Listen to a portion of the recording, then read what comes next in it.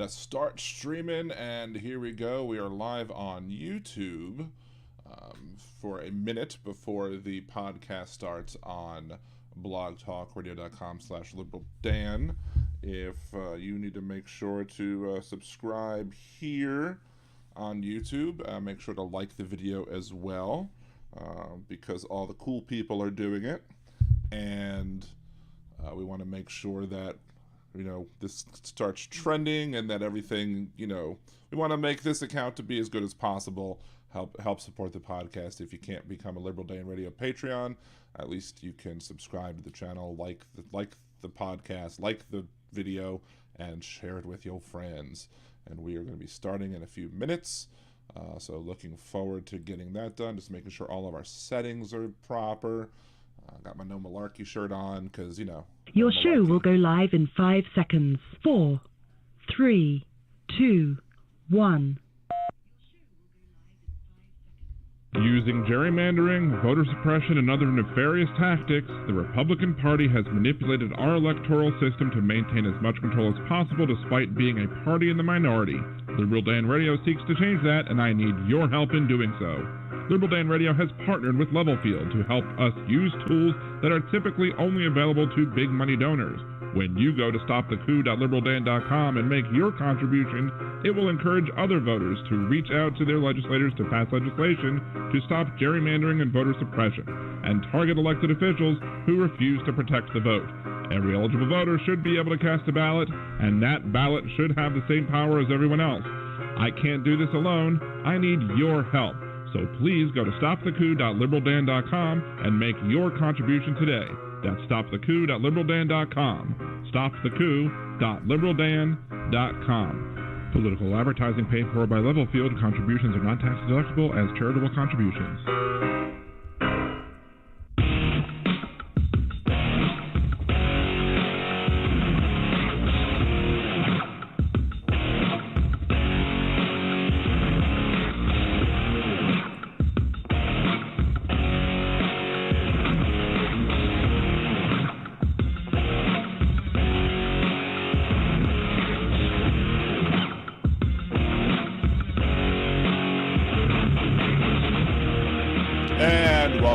To Liberal Dan Radio, talk from the left, that's right. This is your host, Dan Zimmerman, coming at you from New Orleans, Louisiana. To join the conversation, it is area code 914-803-4131.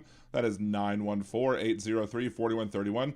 If you are watching live, you can also join us in the blogtalkradio.com chat room. That's blogtalkradio.com/liberaldan. Sign in with your free blogtalkradio.com account.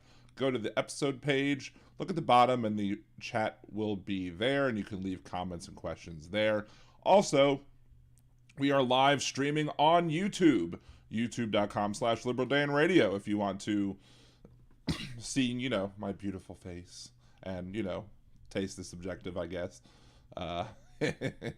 If you want to see anything else that I might throw up on the screen, I'm not going to throw up on the screen, but if you see anything, if I have anything that I need to show on the screen, I may very well do so, and the only way you'll see that is if you watch on the YouTube live stream.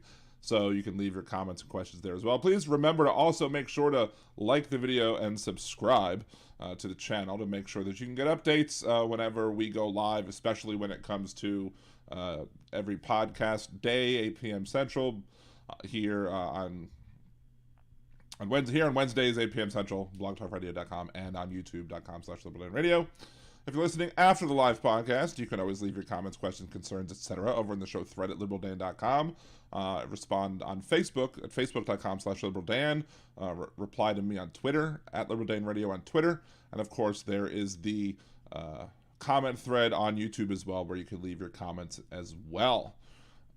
Got a bunch of stuff going on today. We are planning, the plan is to have Hal Sparks on the show again at 8:30 p.m. Eastern, or Central Time, Central Time. So in about a half hour or so.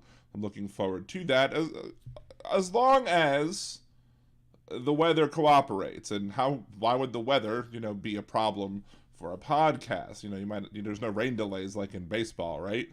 So we have a tornadic activity warning that is taking place here in southern Louisiana, and I think it's supposed to, I did hear some wind and some thunder just now right before the show started, and the storms are supposed to be passing through between 9 p.m. and 11 p.m. Central Time. So about an hour into the show, potentially, is when we're supposed to potentially see bad weather.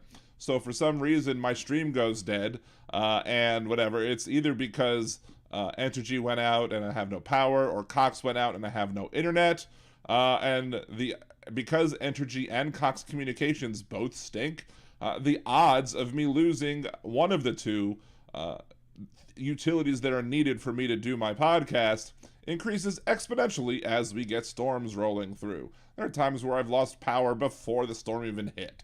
It's ridiculous. Like, the breeze is kicked up a little bit and like one branch falls, and the power system is so fragile that one little branch dropping on one wire, because apparently they don't have redundancies in the system that can handle getting power to the houses via more than one way. But Daily News, i.e. Bringing a Boy in the YouTube chat goes, climate change again in Louisiana. Yeah, absolutely, it is climate change in Louisiana. Climate change is a very important thing to worry about, and climate change is why we've seen stronger and more frequent hurricanes. Climate change is why we're seeing tornadic activity outside of your typical spots. As my dad said today, happy birthday, Dad. I already called him and wished him a happy birthday, but happy birthday to you. It's his. He was born on March 30th, way back in 1950. So he is 72, if I'm doing the math properly. So again, happy birthday to you, Dad. Don't look a day over 71. Anyway, so yeah, I mean, they earlier today I was talking to them and they said, yeah, the tornadoes used to just happen in like Kansas and Oklahoma, and that's where you mostly see tornadoes, in those areas. I don't know why. Maybe it's a little over exaggeration of where the tornadoes would typically be restricted to, but you can see tornadoes when a hurricane comes, but to see tornadoes outside of a hurricane storm here in Louisiana used to be something that was rare, and now we have 2 in 2 weeks. And I'm not going to say that an outlier is going to prove the rule, but if we're seeing more tornadoes in Louisiana now than we had been before, and if this becomes the trend, then guess what? There's something has to be behind it, and there's something that has to be behind it probably has to do with that's what happens when the Dems run your state. All hell breaks loose. I mean, John Bel Edwards is a Democrat, but there's a Republican legislature. Let's get to that really quickly, because thank you for the segue, Daily News. In something that I'm actually surprised about, the Louisiana legislature overrode the Governor Edwards' veto of the congressional map. So what happened? I didn't think they had enough votes. I didn't think that the Republicans in the legislature, I thought they were 2 votes shy of getting the veto overturned. According to the Louisiana Illuminator website, the shape of Louisiana's congressional districts will be decided in federal court now that the Republican legislature has overridden Democrat John Bel Edwards' veto of a map that limits the state to 1 majority black district out of 6. Louisiana did currently still have 6 total districts, and the last 10 years we have still only have had 1 congressional district that was majority minority. Edwards and voters' rights groups have said that a second minority district needed to be there to account for the nearly 33% of Louisiana residents who are black. Now, if you've watched some of the videos that I've made about the stopping the coup and dealing with gerrymandering, I've said in that commercial to start the show, your vote, the right to vote, is not just the right to cast a vote, but it's the right to have your vote heard and listened to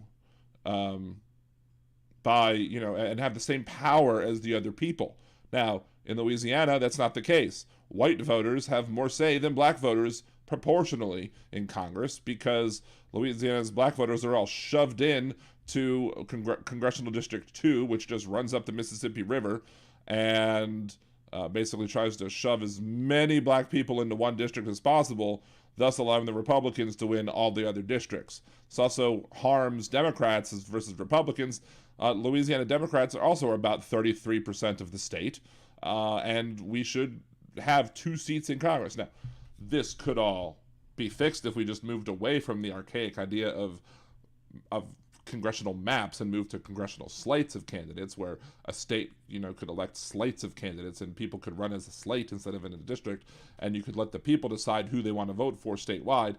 So if somebody from Shreveport wants to vote for the person on the slate that's representing New Orleans, then they can do that if they feel that slate best represents them. Let's see. So according to Royce Duplessis, Democrat from New Orleans, 1/3 of 6 is 2. That's the math. The body continues to disregard simple math. We continue to disregard the fact that HB 1 is rife with politics. Louisiana, HB 1, I should say. Lawmakers held a special redistricting session in February to create new political maps. Although 40% of Louisiana residents identify as minorities, all of the maps created maintain the status quo in racial representation. Edwards vetoed 2 identical versions of the congressional map, but let proposal for the state school board, Louisiana House and Senate become law. The legislature could not agree on a new map for the Louisiana Supreme Court, which they are not required to redistrict by law like other political bodies. Republicans hold a majority in both chambers of the legislature, but a supermajority is needed to override the veto. GOP holds the needed 27 seats in the Senate, but only has 68 in the House, 2 short of a simple supermajority, which is why I thought they were going to fail. But one Democrat, Representative Francis Thompson, a Democrat from Delhi, Louisiana, bucked party ranks and aligned with Republicans in support of the override. Joining him were 3 independents in the House: Roy Adams of Jackson, Joe Marino of Gretna, and Melinda White of Bogalusa. So apparently Representative Francis Thompson is someone who needs to go because, hey, the Republicans are going to criticize everybody when it comes to Republicans banning. They're fighting a whole recall thing on this radio station that I listen to in the mornings, where they've been spending months and months and months trying to get somebody to run against Joe Stagney in Kenner, Louisiana, who was the one Republican, I guess, who prevented an override of John Bel Edwards' veto to that the Louisiana House and Senate wanted to prevent trans people from participating in sports, and Stagney did not vote to override the veto, thus keeping his veto intact. So it's a very slim majority in the House. Let's see. Red State's God is cleaning all the bad out. What? I don't understand that. Push them into one district and tell them to shoosh. No, that's the point, is that you shouldn't be pushing them all into one district and telling them to shoosh. Shoosh! Anyway. And when they do it in Maryland, it's wrong too. When the Republicans get shoved into one district in Maryland, so I think in Maryland it's less Republicans getting pushed into one district and more Republicans getting chopped out of districts in order to make sure that the Democrats can get 6 out of the 7. And it's wrong there too. And that's the thing. I'm not going to be hypocritical here on Liberal Dan Radio, talk from the left, that's right. I'm not somebody who is going to say, do for me but not for thee. I hold the people to the same standard. Now, the problem is that the Republican gerrymandering is gerrymandering on steroids, with the exception of potentially Maryland, that, basically does the same horrible things that are being done in Louisiana when it comes to at least gerrymandering. But again, it needs to stop. We need to have representation of the people. The Republicans in Connecticut who are not represented at all in Congress deserve representation, just like the Democrats in Louisiana who have less representation. They need to have more representation. Everybody should be represented based on a proportionality, or at least they should be given the opportunity to be represented proportionally. So there's that, since Daily News did get us into the whole topic of gerrymandering, and I was going to hit that one first. I wasn't going to hit that one first, but I hit it now since he brought it up. Let's see. Let's talk about nerdydan.com for a second, because I'm not just political. I do have the website nerdydan.com, just like I have liberaldan.com, and it's nerdydan, DOTCOM, everywhere I am, on Twitter, Facebook, Twitch, YouTube and Anchor, the Anchor podcast. I haven't done an Anchor podcast for Nerdy Dan in a while. But Taylor Hawkins of the Goo Dolls passed away. And I believe that everyone thinks it's potentially drug-related, but I don't know if any tox reports have come out. But they did find a bunch in his hotel room. And I went to the first karaoke that I have in years. I love singing karaoke. It's good therapy. It's enjoyable. It's something fun that I like to do. But I hadn't gone since the pandemic started. But now that I'm fully vaccinated and boosted, and the spread is low here in Jefferson and Orleans parishes. Got some thunder coming close. Ooh, hopefully the show doesn't get knocked off the air. Anyway, so I went and did karaoke, and I did Monkey Wrench by the Goo Goo Dolls. If you want to see that, if you want to subject yourself to punishment, you can go to youtube.com/nerdydan.com, and you could see the video. One of the funniest things, though, about that video is that as soon as I uploaded it, YouTube was like, copyright, flagged for copyright. Now, I can't really say that it's flagged for copyright because, it wasn't pulled down. So probably what happened, which is what happened with some of my other parody videos, which is that I can't get revenue from it, but the people who own the copyright can get the revenue from it. Well, here's the thing. I'm not monetized on any of my YouTube platforms, so it doesn't bother me at the moment that I can't monetize videos because I can't monetize them anyway. So good for them for making a little extra cash when I do my Monkey Wrench karaoke video for all 7 views it might have right now. Also, this weekend is a big weekend for professional wrestling, sports entertainment, if you will. I've made 2 prediction videos. One of them should be brought up tonight at BillApter.com, which points to another YouTube channel. So BillApter.com, APTER. One should come up tonight. I have to make a slight edit to the other one, and that one should hopefully go up tomorrow. And I'll have my videos with my predictions for WrestleMania. And I'm pretty good at predicting wrestling outcomes, despite the fact that it's all scripted and they could just throw something, a curveball from you, So there it is. Let's see. Let's get back to the chat. It's incredibly racially discriminated. Owen is once access to equal housing they are violating. Connecticut is one of the most racially segregated states in the nation. There are many reasons for this, including centuries of government and private policies and practices that intentionally limited housing opportunities for Black, Indigenous people of color, certain areas of the state. And yeah, that's probably very true. But the thing is that in Connecticut, it's all, I think, if I'm remembering correctly, all 5 congressional seats are controlled by Democrats. And I don't know how the racial lines are drawn. I don't know how many of those Democrats are minorities or if they're all white. But the thing is that the Republicans in Connecticut, to which there are at least, I think, a fifth of Connecticut are Republican voters. And if there's 5 congressional seats in Connecticut, they should have a seat. And they should have the opportunity to be heard. Because everybody should have the opportunity to be heard and have that say be just as powerful proportionally as everybody else. So if I'm part of the group that makes up 2/3 of the state, and another person is a part of a group that makes up 1/3 of the state, that 1/3 of the state, those people should not have their powers to have their voice heard reduced. I should not have mine artificially increased. Connecticut doesn't deserve congressional representation. That's why let's just kick Connecticut out the union, huh? If we watch the vid, Dan, men in suits will come knocking on my door, then YouTube does not flag you for watching videos that have copyright violations. Now, and nothing that I post should cause anybody in suits to come flag you or do whatever to you. I mean, I don't know what else you might watch on YouTube. I think most of the stuff that might have the suits coming after you aren't hosted on YouTube. Anyway, but back to the politics, actually, no, let's go ahead and take the first. No, we'll do this first. No, let's take the commercial break first. We will take the first commercial break, come back, take your calls as well. 914-803-4131. That is 914-803-4131. This is Liberal Dan Radio. Talk from the left. That's right.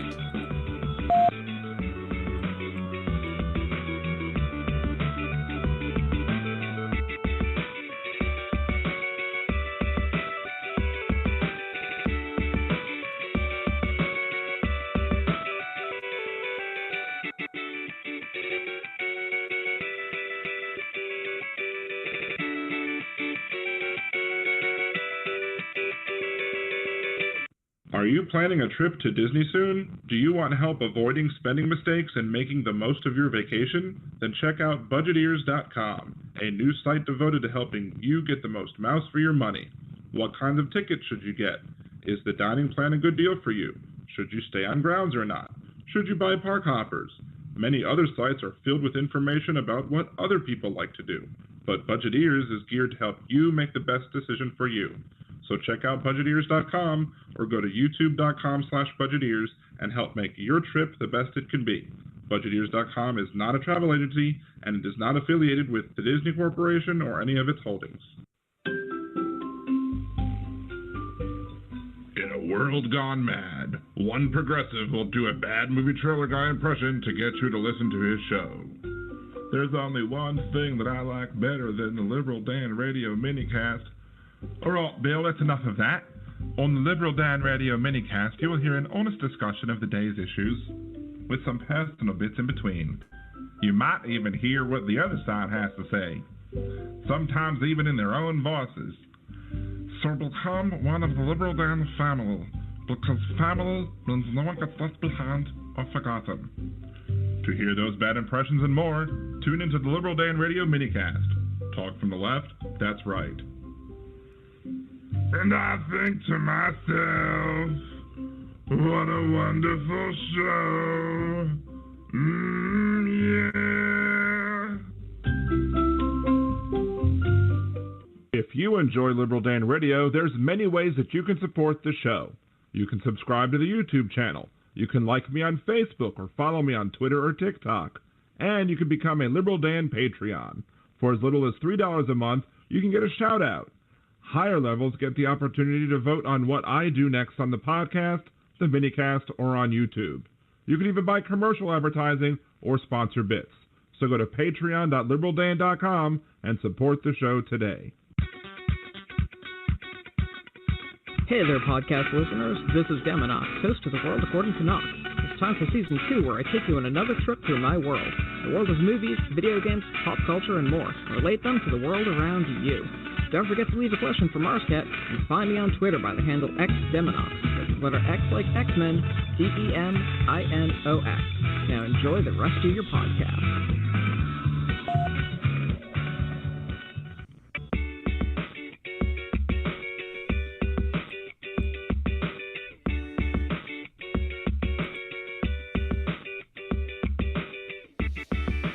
And welcome back to Liberal Dan Radio, Talk from the Left. That's right. This is your host, Dan Zimmerman, coming at you from New Orleans, Louisiana. To join the conversation, it's area code 914-803-4131. That's 914-803-4131. Again, you can join us in the chat rooms at blogtalkradio.com and YouTube as well. Shouts out to our Patreons. As you just heard, Deminox with World According to Knox, their first Liberal Dan Radio Patreon. Your boy Chris here in New Orleans, Cesar from over in California. And our newest Liberal Dan Radio Patreon, Angie from across the pond in jolly old England. Thank you, Angie, for supporting the show. May the 4th be with me. She's the 4th. Appreciate your support. If you want to support the show, patreon.liberaldan.com or liberaldan.com/Patreon. No. Patreon.liberaldan.com or patreon.com/liberaldan is the way you can get there. You could either sponsor bits, buy commercial advertising, or just support the show. $3, $5, $10 amounts, $20 amounts. Might have to, and if you're it's still time for you to get in, and then if you have 12 months of support of the show or greater, you will be in line to get yourself one of the OG Liberal Dan Radio Master Debater shirts. So if you want to be a Liberal Dan Radio Master Debater, that's an OG Master Debater, make sure to sign up for the Liberal Dan Radio Patreon as well. So there was even though the storms haven't gotten here yet, the line of storms is supposed to get here somewhere between 9 and 11. So at about maybe starting in a half hour or so. So hopefully at least I'll get some show in before that happens if we happen to lose power or whatever. But there was a house already that was hit by a tornado in Louisiana. It looked like a kind of a mobile home, if you will. But we're watching that on the news, and they're interviewing this family, and all of a sudden you see this maybe 9, 10, 11-year-old kid in a fuck Biden shirt. I mean, right there on the TV. You would think that the cameraman would have the wherewithal to be like, well, maybe I shouldn't put the kid with the fuck Biden shirt on the TV. Well, no, it just was right there. And eventually they got it out the way, and eventually they had the kid holding the puppy that was saved, I guess, from the storm, from being hit by the tornado in front. So all you can see is the CK. I'll give the kid credit. At least he's not trying to do the whole "let's go Brandon" thing, and instead is just wearing a "fuck Biden" one, because kid probably has more guts than half of these "let's go Brandon" fools anyway. But here's the thing: on that broadcast they had no insurance, right? They have no insurance. I'm sure the parents agree with the kid that F Joe Biden, whatever. I'm sure they agree. They don't have any insurance. They don't know where they're going to live. They don't know what they're going to do for their clothes, for anything. Everything they got ruined. So what are they going to do after telling Joe Biden to go F himself? I guarantee you they're going to be begging for help from the federal government. Please help me, FEMA. I don't care if I called it socialism when other people took it. I need it now, and it's different. And what they would mean when they would say, quote, other people, because the conservatives don't mind if they get the help. The conservatives just don't want other people getting help. And when I say other people, I'm meaning that that's what they mean, is they mean black people. They don't want black people getting the help. They don't want to see that, because they just don't like anybody getting a hand up or a hand out or whatever. Just like the 49 senators in the U.S. Senate who don't want to see a black woman elevated to the Supreme Court. And you can say, oh, it's just about her. You can't say, just about her child abuse. Well, we'll get to that in a second. Let's go ahead and play this week's Hypocrite of the Week, and we'll get to that. This week's Hypocrites of the Week are Republicans on the Senate Judiciary Committee, many of whom voted to confirm judges appointed by Republicans who have records similar to Judge Jackson on the issues of child sex abuse. It seems to me that to them, if Trump appointed someone, we could ignore their record, but Biden, we just can't have a judge with the same record. As always, it's never about the issue they're complaining about. To next week's Hypocrite of the Week will be, tune in to Liberal Dan Radio, talk from the left as right, Wednesdays at 8 p.m. Central on blogtalkradio.com/liberaldan. And there you go. Again, the Republicans who are, fake tears, crocodile tears, if you will, about, this person's record when it comes to child abuse. There are Republican nominated and endorsed and supported folks who have been confirmed to the judiciary who have similar records when it comes to convictions, when it comes to like child porn and child abuse cases. Why? Because the guidelines are guidelines, and there are certain other factors that they must take into consideration, including those that Judge Ketanji Brown Jackson said during her hearings. But they don't want to be here. They don't want to hear about that. They just don't want to see a black justice, a black woman justice who is going to, who is not one who's going to be like Clarence Thomas, if you will. Speaking of Clarence Thomas, I'm making some good segues today. Is the criticism of Ginny Thomas and calls for Justice Thomas to resign sexist? One thing that I thought about when hearing the criticisms of Ginny Thomas and her actions as it pertains to the January 6th insurrection and the conspiracy theories surrounding the election of Joe Biden and how Donald Trump lost, there are very sound criticisms that can be made of Ginny Thomas. But are we holding other justices and other judges to the same standard? Are we saying that other judges and other justices should be, should have to answer if their spouses do certain things? Like, it's been alleged that Ginny Thomas collected $500,000 from, I think, the Heritage Foundation. I could be wrong on the group, but I want to say it's the Heritage Foundation. And I think Justice Thomas put on his disclosure form for his family that they received nothing from them. He didn't report any of that. But apparently, according to the ethics rules, from what I heard on the news the other day at least, the ethics rules for judges are pretty sound and firm, and you have to follow them. But for justices of the Supreme Court, when it gets to that level, It's kind of like guidelines instead of rules. Same kind of thing as, the same guidelines that gave Jackson the guidelines on what to put for sentencing. But I'm asking if we hold other spouses of justices to the same standard. I'm saying if we don't, we should. Because what she supported is some insurrectionist and treasonous bull crap, if you ask me. According to Vox, Thomas shared with Meadows conspiracy theories that Trump had a secret plan to expose election fraud, and saying, quote, I hope this is true, according to her, and to send its perpetrators of the election fraud to Gitmo. Urged that Trump should not concede because, quote, it takes time for the army who is gathering for his back. Said that the left was attempting the greatest heist of history, and championed ludicrous claims of Trump lawyer Sidney Powell.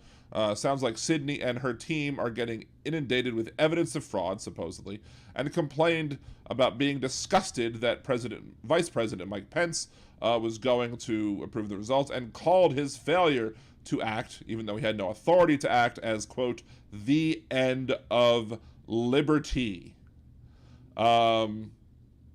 The end of liberty. That's Ginny Thomas, if you will. And so if other Supreme Court justices said, or spouses said that, if other Supreme Court justices went ahead and said those things, then I would hope that we would be critical of them as well and be calling for them to resign as well, because if you're that closely related to some insurrectionist and treasonous bullshit, then I have to question how much you support the bullshit as well. And without further ado, it is 8:30. I didn't get to play Hypocrite of the Week yet, or Words of Redneck Wisdom. Maybe I will play Words of Redneck Wisdom while Hal is on the show. But we do have Hal Sparks back on the program. Hey, how's it going? I'm doing great. How are you today? It's spectacular. I'm good. I'm actually in the lobby of a theater where my girlfriend's show is about to launch here in Vegas. I'm very excited. Nice. So I've tried to find a relatively quiet corner to be in as they do last minute run throughs. It's very showbiz. Smoky in here. Nice. I feel like I've died and gone to Vegas circa 1967. So yeah, nice. What's happening? I miss Vegas. It's been a while. We do have a hello from a Jillian N1C212. One of your sparklers is watching on the podcast. Yes. So thank you, Jillian, for watching. Jillian. Remember, Hal says hi. Remember to like and subscribe here as well. So I'm actually also I subscribed at the Hal's Angels level. Because I figured if you're gonna come on my show, I'm gonna support you as well. So I appreciate you for that. I appreciate that. That's great. It's my pleasure. I mean, I was looking at it. I was watching one of your podcasts, one of your shows one day.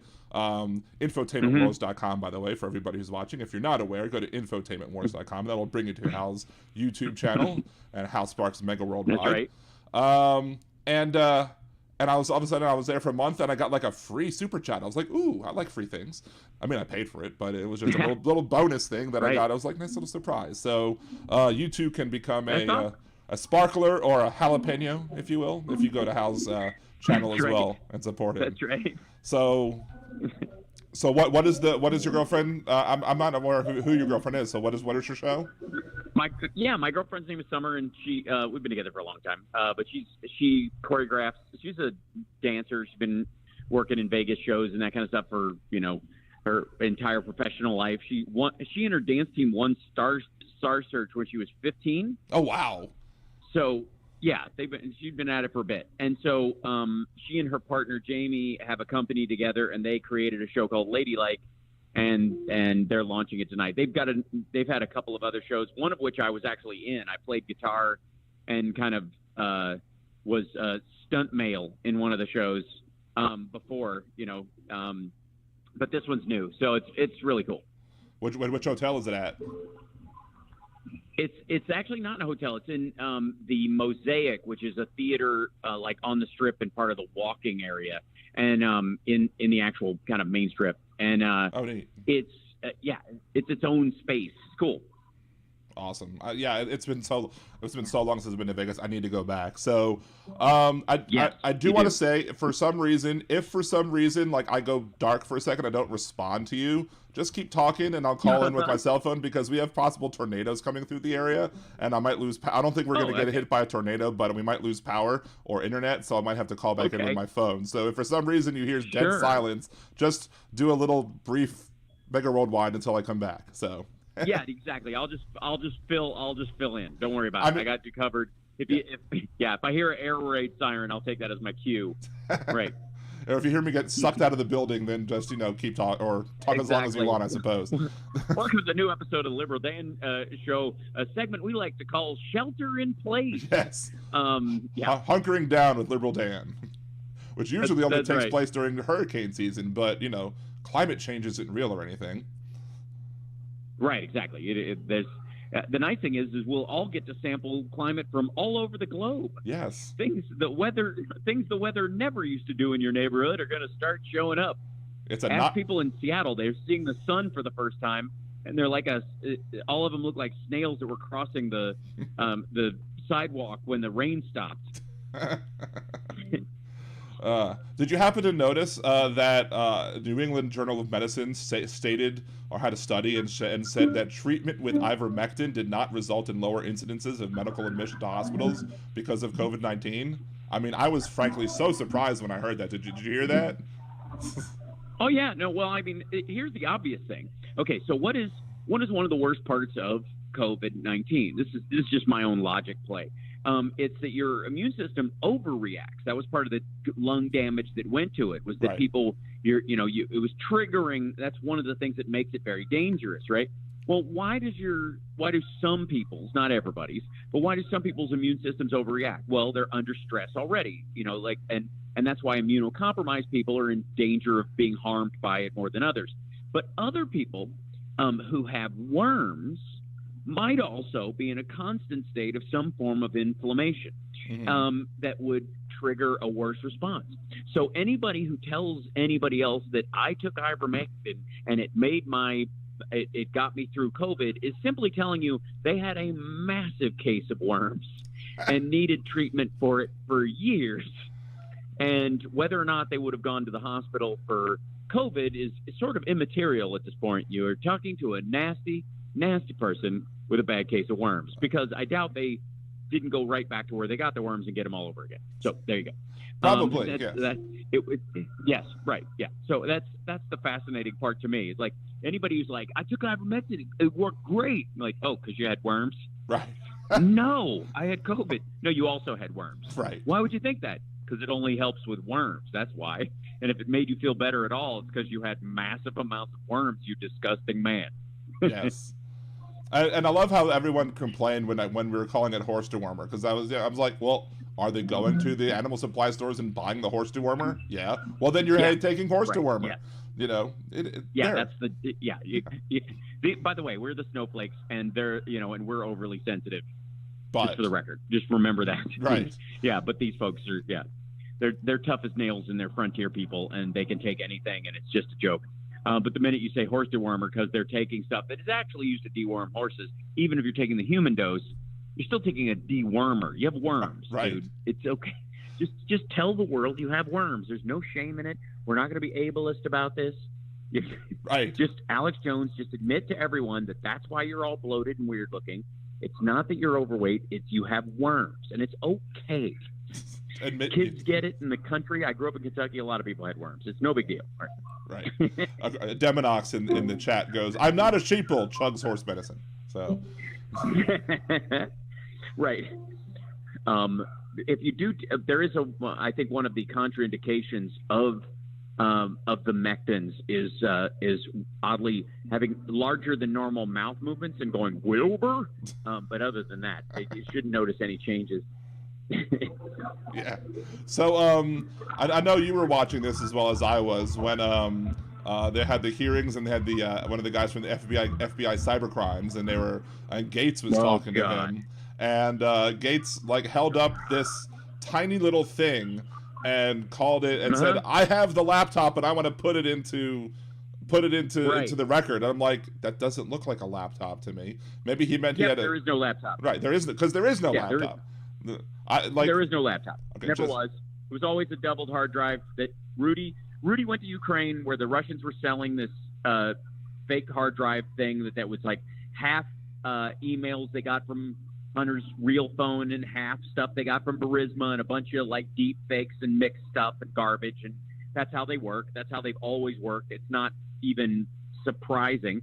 And they were selling it for $3 million, and Rudy apparently paid $5 million, reportedly, for it. He overpaid because, his boss wrote art of the deal. Exactly. And then, and then came back, and they originally had this plan to have Keith Abloh, this Fox News psychiatrist, was going to, concocted this whole story about how, Hunter left this laptop at my house, and that's how we have access to it, because he came to me for treatment for a little while, whatever. But then that guy got busted for dosing and sleeping with his patients at the same time.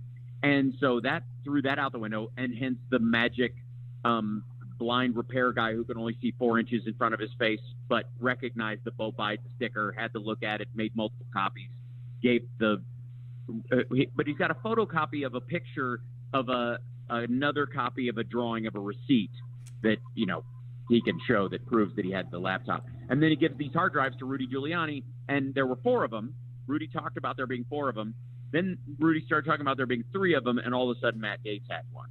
Like, these are just copies. It's like it, and I'm sorry, but maybe it's because I'm named after a computer. But at some point, I'm going to need something more than in 2022. I'm going to need something more than a story about a piece of computer equipment. I'm going to need metadata. I'm going to need at least one Instagram photo of it. You think they, Christ. You had so many emails that they got from WikiLeaks. You'd think that, they could make its own little WikiLeaks and have its own little section and say, here you go. Here's all the contents of the laptop. Peruse away. Yeah, well, that's the other thing. It was like, remember when Parler got hacked and there was like 7 terabytes of, or 70 terabytes of user data and pictures and all kinds of stuff. And they released it, and there's a searchable database on the website where you can go and look at all this stuff. You can't do that with the Hunter Biden laptop. You couldn't put that whole thing online so I can look at the metadata on all these files. Why not? And even the New York Post, who was supposedly the big story everybody was talking about, all they ever did was talk about photocopies of texts and emails they got from Rudy and these guys, as if they touched the computer. And they haven't. They have not. That drives me crazy. And it's like, it's a nitpicky thing just growing up with computers our whole lives. You know what I mean? Right. Like, it seems like this is a scandal like built for my grandparents. Yeah, like I mean? Like computers. I'm a software developer. All of this stuff just makes me chuckle, just because they're just so bad at like everything that they do. I don't understand how they've been so successful when they're so bad at what they do, and it's probably because just Donald Trump relies on the poorly educated. It is what it is. That's right. Well, it's also that they had a lot of help from people that were very scary. And when you talk about like the Russian assists that he got and stuff, the baseline stuff, if you look at Russia's attacks, like everybody's like, well, Russia has this enormous nuclear arsenal and they have this incredible military, but they've been very smart at using asymmetrical cyber warfare for on the cheap. It doesn't cost them anything to do this stuff through, Macedonian hacker farms. And it's really smart of them. Instead of what we're finding out, with what's going on in Ukraine and the reality of what's going on in Russia, both economically and militarily, that they're not doing this out of choice. This is all they got. And they're not paying top dollar for the best people any more than Trump hired #the best people when he was in office. Nobody has better people than I do. I'm going to drain the swamp and make it a more swampier swamp. That's right. I'm going to drain. You know what the problem with the swamp is? Not enough alligators. Drain the swamp, start an alligator farm. So what we're really finding out is that they weren't like, this wasn't asymmetrical 4D chess. This is all they got. And they were really going, bargain basement hunting for a lot of the intel that they got, because they hoped it would be enough. I think in many ways Comey's speech about the Hillary Clinton email server was so effective that's what perked their ears up. We don't need any more than that. That was enough. Right. There's enough doubt. We've sown that over the years. People in America don't respect the fact that they have a democracy, and it's extraordinary. Everybody's so busy crapping on the United States from both sides of the aisle, either for past wrongs or just current monstrosity, that they don't look at the fact that even the very ability to criticize it like that is extraordinary on the planet still to this day, right? And so they figured, all right, all we need is it's already teetering. We just need to flick it a little bit, and that's what the Comey thing taught them. And that's what the Zelensky phone call was about. Zelensky wasn't supposed to open an investigation into Biden because they wouldn't have found anything. Right. He was supposed to announce an investigation. And it was just that everything's a reboot. This is terrible. It became, Superman Returns. Like, they didn't think it through. They just tried to recreate certain key moments that the fans like. And the fans like the fact that somebody like Comey, somebody official, somebody unrelated to the campaign stood up and went, these people bad. And that was supposed to work. Right. And it didn't. And that's, and Trump's been grinding his teeth on that ever since. I don't know if you've watched his latest rallies or even the latest interview he did with John Solomon. I did that on my show tonight before I came to the show that I'm doing over here. And he's got coke jaw really bad right now. Mm-hmm. I don't know if he's back on the benzos or something, but he's got this kind of wrenching jaw thing going on, which reeks of somebody who's like, damn it, why didn't this work? You know what I mean? It's like a 1930s gangster movie version of you rat kind of physical gesture that you do with your face. You know what I'm talking about? Right. That's you so dirty rat. He just yeah, right. He's just so miserable, and it's wonderful. It's just wonderful to watch. Of course, Daily News, one of my regular conservative followers, where was Obama when Hillary had control of Benghazi? Well, my point about that nobody ever talks about is you can find this on YouTube. Chaffetz, Representative Chaffetz, one of the Republicans, was interviewed and was asked why they denied the request for extra outpost funding for diplomatic outposts across the world. And they're like, well, we can't pay for everything. Well, you denied the extra funding that was requested for extra security. You can't then blame anybody. Well, they can blame other people, but you shouldn't be able to then blame other people for the fact that security was any security ball was dropped because you refused to pay for it. You're the purse strings. Yes, exactly. Right, yeah.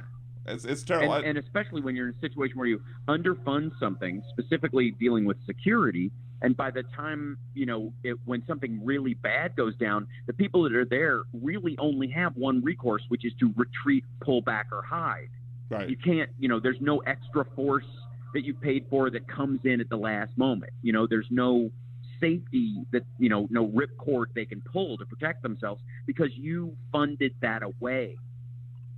So, yeah, and they're always going to do this or whatever. But again, I think I always put it on me. I always put it on, my responsibility as a Democrat and as somebody who actually cares, that I just can't take the bait anymore. I can't allow myself to go, well, hedge.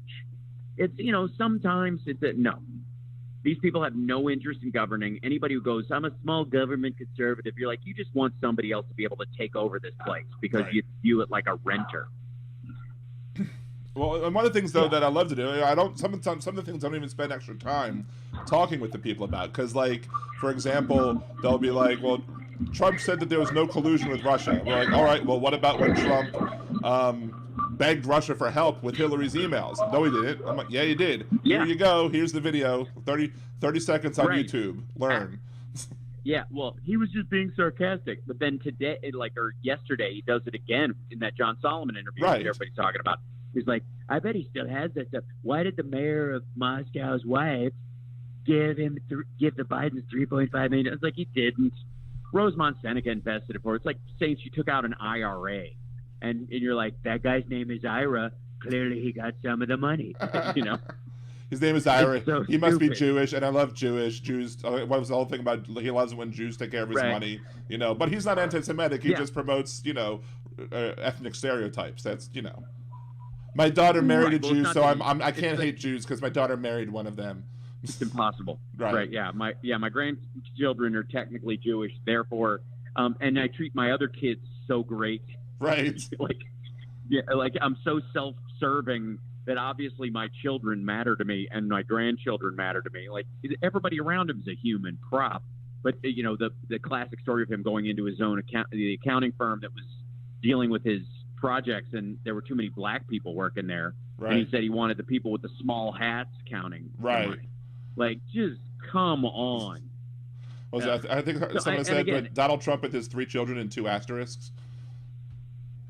Yes, right. Yeah. Well, everybody's, it's almost like this, expendable genetics game that he was playing. Like, you just crank them out with multiple wives because, it's like playing king. Right. You can almost say in many ways that, look at Jared and Ivanka as kind of like a early 14th century pairing of 2 low-level royal families. You know what I mean? I own some land and some projects, and you own some land and some projects. I have a princess, you have a prince. They don't really have a relationship, but we can make them have one, I guess. Like it just reeked of something from first I built it and then it fell into the swamp. So I built a second castle. It fell into the swamp. But the 4th one stayed up. What's not to like about her? She's got huge tracts of land. Oh, you beat me to it. You just beat me to it. Huge tracts of land. That's huge tracts of land. And one of the things that I love about one of the things I love about the whole, Russia attacked during Obama and Russia attacked during Biden. He didn't attack during Trump, but I'm like, he didn't have to. He didn't have to. Why would he waste resources attacking when Trump was destabilizing NATO, when Trump handed him the Middle East with the whole Syria debacle, when he negotiated for him to stop the bidding war against OPEC to help raise prices artificially on oil even before the whole price increases started happening. Yeah, it's like I had this buddy who used to knock over liquor stores, and then he stopped for a while, and then he started knocking over liquor stores again. Why'd he stop? Because I was giving him liquor. It's like, what? Look, okay, and it becomes clearer every day. Like, part of the failure of Putin's plan is that it was largely based on, it was, obviously hatched and planned a couple of years ago, as far as the mechanics of it, but the idea for it was years in the making, decades, ever since he took over.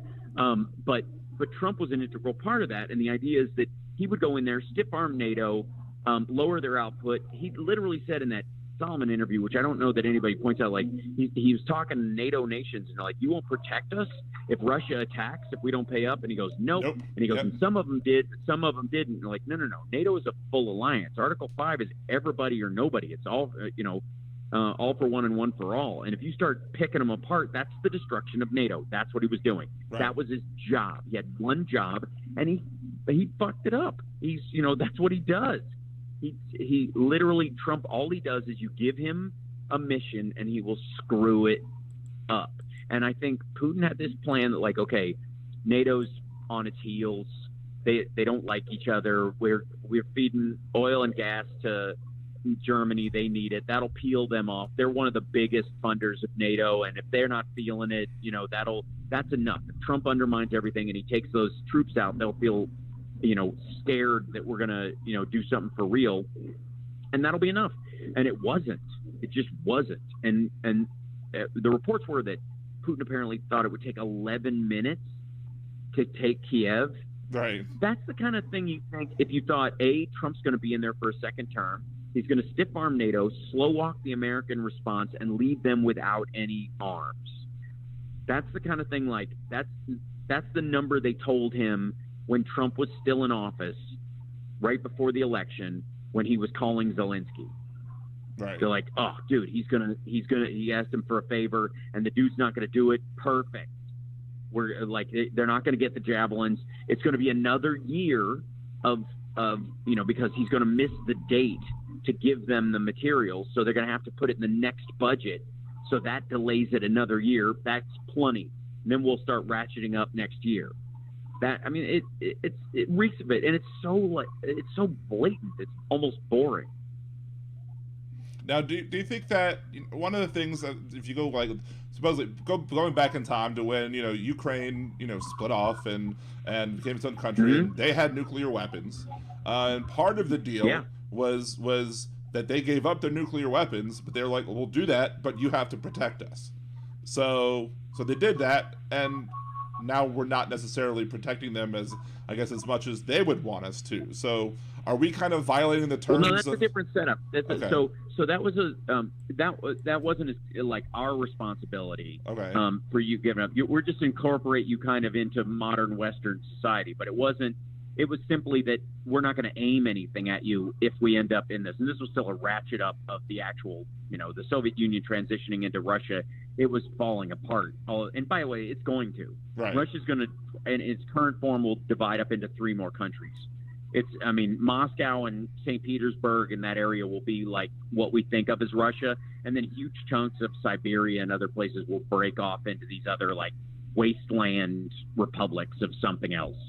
Just like Kazakhstan did, in a lot of ways. But the Ukrainians were supposed to be this kind of general truce area. Like, it was okay. We're not going to attack Russia. We never intended to, especially after the Soviet Union split.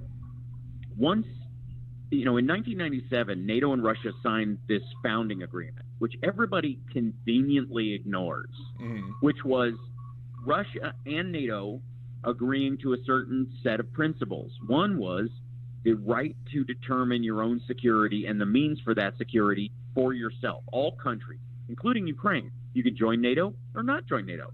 We don't care. 1997, Russia signed on to that under Yeltsin. End of conversation. When Putin came in, he didn't tear it up. He didn't tear it up in 2010. He didn't tear it up in 2014. He just attacked. He pretended it didn't exist. And all this stuff about the push of NATO, it's NATO alliance is squeezing Russia. Like, okay, first of all, NATO was in that founding agreement was working with Russia to push back against Middle Eastern extremists like we're growing in Afghanistan, and China and some elements of Southeast Asia that were viewed as breakaways as well, and the random possibility that Pakistan goes rogue or does something nuts in a fight with India, and that gets divided up. So NATO at one point was thinking, oh, Russia can join NATO, and this will be sort of a Western alliance as they grow into democracy against Eastern and Middle Eastern countries that are run on dictatorships. This will work. This is great. And they started this agreement. The problem is they just didn't realize that Putin never had that intention. Right. He never was going to do that. And so it's sort of, I have grown over time to believe that the whole like fall of the Soviet Union from Putin's standpoint was a rope-a-dope. It was just we're going to lose. It's standard KGB practice. We'll just fall back.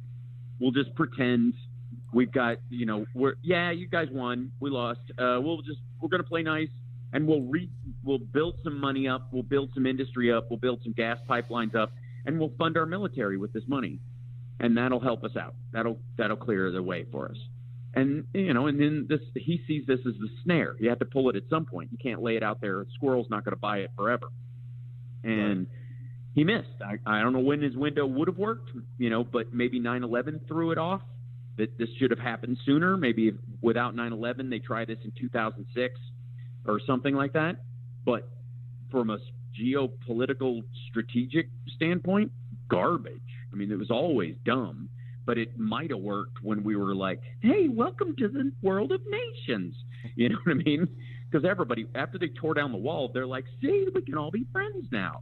But that's never listen to Putin talk. That's not what he's talking about. It's not what he's ever felt. You know what I mean? He's a hardliner. He's the Osama bin Laden of Russia. He really is.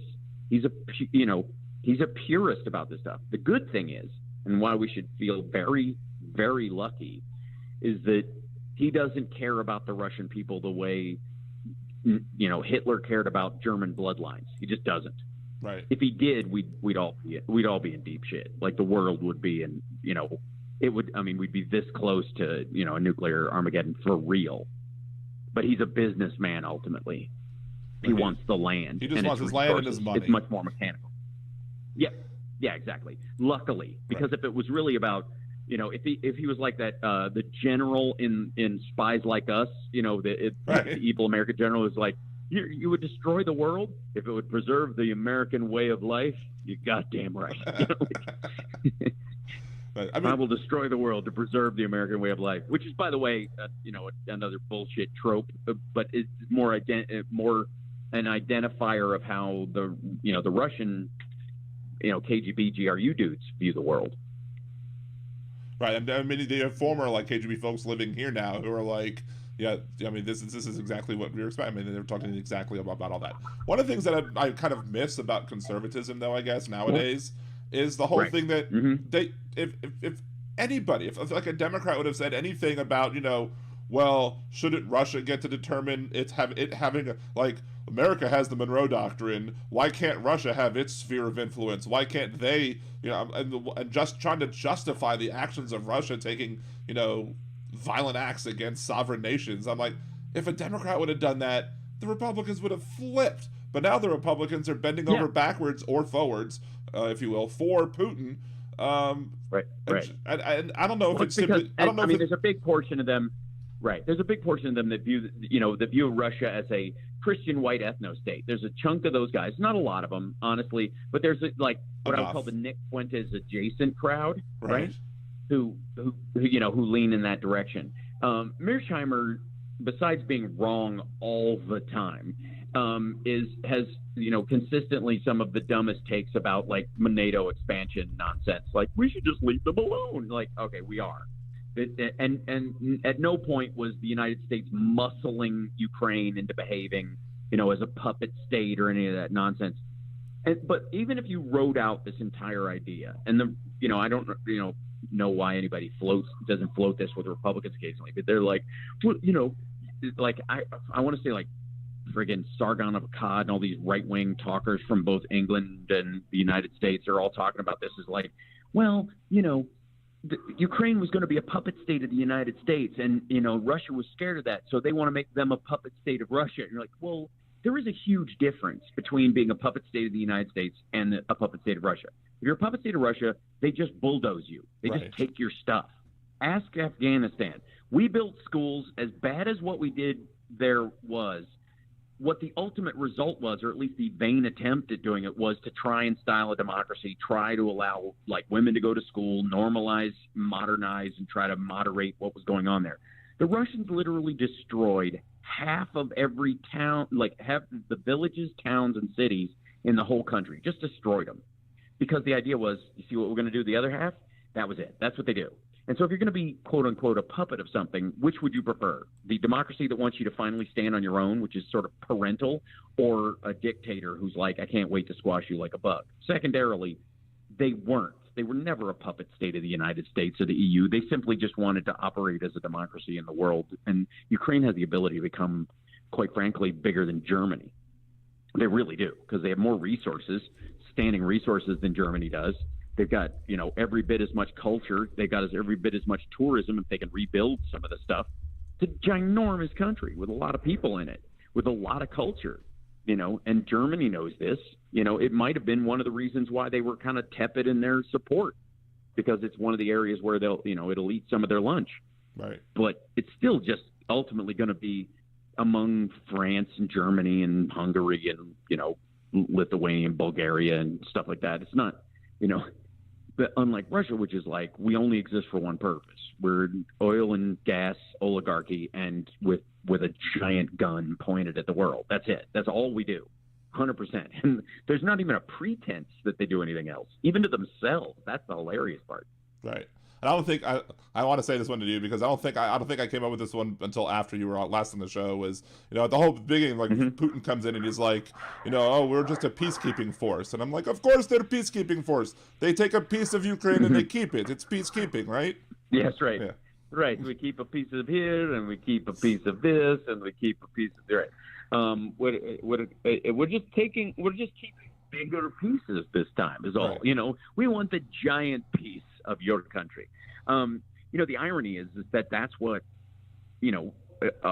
left to right, what people have complained about America doing over the years. And we have, for whatever it's worth, especially because of the lessons of of Iraq and Afghanistan, have dialed back what we're doing there and left Afghanistan. But we've also, like, the entire American public, with almost without fail, is like, yeah, we don't do that anymore. We're not doing that stuff. Like, if you poll anyone, like, we're talking like 80% of people are like, we don't need to go anywhere anymore. Right. And which is not necessarily true, but that's just how gun shy we are about the idea, and how Americans genuinely have this sense of, like, yeah, we're not doing that. Whereas in Russia, it's just kind of the opposite. Like, well, we don't exist unless we take a bigger thing. This is our industry. This is it. And the Russian people are like, we have to liberate these other countries so they can join us. And you're like, okay, how far does that extend? Forever. Right. Like, if you ask, they look at the polling, that the Russian people that support the war are like, they're all about 2 inches away from, well, Germany's part of Russia anyway. It's like old Sudetenland language from 1942 or 39, I guess. Yeah. But, I just, and it used to be like conservatism used to be like, oh, we need to go out and we need to, have peace, and we need to, we need to go out and defend democracy around the world, and cheering when they did it. And now it's like, why are we worrying about the borders of Ukraine? We can't even control the borders of the United States, even though the fact that we stop drugs from coming across the border. It's even worse than that. It's even worse than that. I mean, they're gone beyond to, like, we have to defend democracy in the world, to we're not even a democracy. We're a republic, and democracy is a waste of time. And Democrats, that's what all they care about, because they want everybody to have individual control over this country. They want mob rule, and that's what democracy is. They crap talk democracy as a concept now. Right. And then, not only do they not want to defend it around the world, but they, a lot of them are like, well, these autocrats kind of have a point. I mean, say what you will, but he's a strong leader. That's the whole Trump thing about Xi Jinping, about Kim Jong-un, about Vladimir Putin. It's like, well, big, powerful countries like that kind of need a big, powerful leader, don't you? I mean, while we're talking about it, like, so it's gone beyond even that kind of a shift. Now, for the record, I don't think that's the majority of Republicans in the country anymore, and I think a lot of them are waking up from that haze, right, which is a good thing. But it's a huge step forward. Right. I think there are some that are coming forward. I do know Republicans are like, I'm a Republican, I don't like Trump. I'm a Republican, I don't agree with this. And fine, it's good that they're waking up to that. But it's just like, if Barack Obama, when he was president, if he would have said, I want a military-style parade down the streets of Washington, D.C., right, like Putin had, like all these other, despots have, they would have been calling for his impeachment even the sooner. Republicans would have lost their shit. The Republicans, would have lost. Yeah, they would have flipped out, and then Democrats would have flipped out. They would have gone, right. I told you he was gonna. Like, can you imagine the hyper progressive left? If like, I told you, they're all neocons. It's all the same thing. Democrats and Republicans, two legs in the same pair of pants. There's no difference. We have a one-party system. Right. And the fact that he didn't, and Trump did, doesn't affect their thinking at all. You know what I mean? Like, the fact that Trump was like, I need a military parade like Kim Jong-un, and I need jet fighters in the streets, and we need tanks rolling down like a Bastille Day thing on benzodiazepines. And, the fact that Trump said that, and like, that wouldn't even occur to Obama or Biden or Clinton or Carter or anybody. They're like, man, it didn't make any difference. They're the same. They just, the Democrats are worse because they hide the fact that they have a little military parade in their own head every night. It's how they go to sleep. They don't count sheep. Tanks fly over their heads through clouds. Like, that runaway ideology, which has been this kind of like the attack of whataboutism, this giant Godzilla of whataboutism, is just like one of the more irritating aspects of current politics to me. Because how much difference do you need to be shown, right? Right. Literally. Come on. Like, I get it when you're like, I mean, what's the difference between, Bush 2 and and Clinton to some degree on a geopolitical in dealing with Kuwaiti oil, like that kind of argument. Okay, fine, whatever. But these days, get fucked. Seriously, this is silly. No, like I like to call myself, like I've called myself a pragmatic progressive when it comes to things. Like I want certain things. Right. Yeah, That's what a liberal is. Yeah, I want Medicare for all. Yeah, I would love Medicare for all, but I also understood that during the election, that when like places polled Medicare for all, the one thing that polled better than Medicare for all was Biden's plan. Was a public option. Right. Why? Right. So why? So 90%. They kept on asking me, why won't Biden support Medicare for all? Because his plan polls better. Why would he stop supporting his own plan that's polling better than Medicare for all? It doesn't make any sense. Like there are also a lot, in that same poll you're talking about, because it gets brought up a lot. Like Jimmy Dore uses that poll to attack Bernie Sanders these days, right? Kyle Kalinske attacks Bernie Sanders using that poll. But if you look at that poll, the 80% that support Medicare for all in that poll that they always talk about, in the same poll, those people don't know that Medicare for all means the elimination of all private insurance. Right. Which it does. In that case, that's what that means. The elimination of private insurance goes away. That's the whole system. Single payer, that's where everybody gets paid. Everybody gets from Medicare. There is no other system. A public option, however, that's what most of the people who are for Medicare for all, if you ask them, they just like the name, and they think Medicare for all is a buy-in to Medicare for everybody, which is basically a public option. And you're like, look, we have public schools and we have private schools. We have tutors, and we have volunteer programs at the library to help people read. We have police, and you can hire a bodyguard if you need one. Like you can buy your own plane and fly it around, or you can fly commercial. Like there are options in this life. There's nothing wrong with starting there. And then what you do is, with the public option particularly, is that eventually you have a nonprofit motive-driven system on a federal level, and states can do it too. Right. And I always advocated for this. You got, the states that do have a single-payer system within themselves could open themselves up to a broader pool of money by being the best ones. You literally would have competition amongst like nonprofit systems. It would be incredible if you could.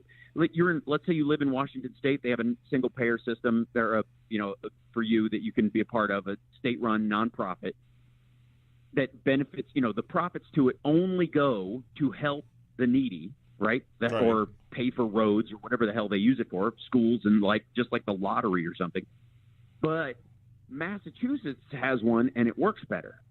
Right. So you could buy across state lines, and in that, well, that was in the ACA. That system's in the ACA, and the triggers for it still exist to make that happen. The states just have to implement them, and you kill the across state lines part, which is technically the triggers there. Nobody's just acted on it. And then you've got a great system, because not only you don't have one federal system that Republicans, if they ever got in charge, could undermine, just like they tried to kill the ACA. You can buy across state lines into any states, and then states recognize, oh wow, we can make a decent amount of money. Like insurance companies make a lot of money, right? Well, but that profit doesn't go to corporate shareholders or anything like that. It goes to the state. It helps us. It pays for our schools. It pays for and if people are attracted to it because they get great care, but they and they know their profits aren't just going to buy boats for rich dudes. They might buy into ours if it works really well. And so there's this competition of services amongst multiple nonprofits in the insurance area, which would be incredible considering how big the economies of a lot of our states are, right? Right. California, Texas, New York, those guys start doing, their own version of single payer, and you can buy across state lines. Forget about it. Nobody can capsize that. Republicans could take over the federal government entirely, top to tails, and they couldn't get rid of it because they would never stop the cross state lines commerce aspect of it. They would never kill that because it's in violation of their belief systems. Right. It'd be like that to me. That's what you strive for, but it takes work. And clamoring about Medicare for all, and because you like the name and putting a bumper sticker, and being a slacktivist about it, doesn't actually move the needle, and you can always complain. And that's where I think the addiction comes from. And the Republicans are having the same problem. And the problem on the other side of the aisle with the Republican plan is that the Republican plans that, well, I say plan. I don't think there was ever any intent to have whatever piece of garbage that they were holding up when they wanted their compromise bill, which was their bill, to actually pass. But one of the problems with their plan is that you unregulated. Well, two of the problems. Away forever. You unregulated it so that it was a race to the bottom, so that you could get the one with the least amount of regulations, and then B, is that the people who were I guess more at risk to the insurance companies because they had pre-existing conditions would have to go into state-run high-risk pools. And the problem with state-run high-risk pools is that insurance companies, when they have pools, have the benefits of like high-risk and low-risk people, and they offset. If you don't if you don't get the benefit of the low-risk people, you can't. The high-risk people are going to force you out of business, and you're going to go bankrupt. Well, right, which is also why they don't, ironically, against everything they say about interstate commerce, they don't want you to be able to buy insurance across state lines. They've always done that. They've always fought that for that very same reason. And so, of course, they want to choke the system. I mean, and I'm sure there's a mix of people like, well, profit motive's not a bad thing, so we need to work on that as well. But also the other half of it is that you can't save everybody, and you got to cull the herd every so often because, I don't know that these people deserve to be around. Like, there's a bunch of that these days. There's a nihilistic kind of Thanos-standing crowd, loitering around the edges. Right. I think the only difference that I would have between your plan and my plan would be, I would say, let the cost savings come for the insurance premium, so that you like my biggest selling point for public option versus Medicare for all, I would say, is that it doesn't make a difference to me if I'm paying for the premium as a pre-tax deduction, or if I'm paying for it with increased taxes. It then becomes the same thing. And I don't necessarily think that we should be making it so that the prices are close, so that the states can quote profit off of it or fund other things. Maybe I think we should maybe find other ways to fund those other things. But generally speaking, I think I agree. I agree with what you said. Right. Yeah, and there's, mechanically you run aground on a couple of things insofar as constitutional issues in the function of our government in terms of people's work. Right. And that difficult 13th Amendment, I think, in a lot of ways for making people work for at a certain level for a certain amount of pay and never being able to do anything about it. So in the broader sense, they'll use that to just kind of defend, pharmaceutical company profits or whatever. But on an individual level, nurses, doctors, highly skilled healthcare professionals, aren't going to flock to a place like the United States or whatever, or try to grow here if they can't make a living in balance to the amount of stress or whatever their job is. Now, absolutely. No, I'm not saying we should cut pay. I'm not saying we should cut pay. I'm just saying that, those money that would go towards the corporate profits would potentially just be premium savings for people who want to buy for the public option. One of the things that on healthcare that amuses me the most are the people who are like, if we could pay for injections for the COVID vaccine for people, why can't we pay for insulin? I'm like, okay, good. Let's do both. Yeah, you're almost there. Come with us. Come all the way. Also, insulin's one of those things where, that seems like one of the easiest things to solve, and I don't know why it hasn't before, because it's not a patented drug. We're not talking about the mRNA vaccine technology and how difficult it was to come up with and how much money you spent on testing and all that. Insulin is friggin' insulin. Like, make an insulin farm. The state knows you need it. It's if we could grow types of blood, we'd be able to do that too. You know what I mean? And we can with insulin. It can be produced chemically. So, that's always been one of the things that boggles my mind, where the state doesn't just go, a volume of it is necessary or whatever. So, like any defense thing, because I think everybody will put healthcare under the common welfare, right? Or the general welfare, and I think it actually falls under the common defense, because you have more of a chance of being killed by an infectious disease or in fact heart disease than you do by a terrorist or a bullet in your life, period. And so if you go, we're defending the lives and liberty of the people, well, if you're coughing on a ventilator, you obviously don't have liberty at that point. So why does the villain that we're fighting against, if it was an alien xenomorph, right, and it was Starship Troopers, and everybody's like, yeah, of course, that's the defense, we're fighting back against it. Okay, well, what's the difference between that and a virus then? And so to some degree we have that, which is the CDC and the NIH, right? So I think I think the CDC and the NIH in many ways fall under kind of the concept of defense more than anything else. And I don't know why, I think that's one of the ways you could get Republicans maybe on board to think there's sort of a macho into it, And we even talked about that during tuberculosis and polio and, other outbreaks. There's soldiers on the front lines of health. Right. That kind of talk.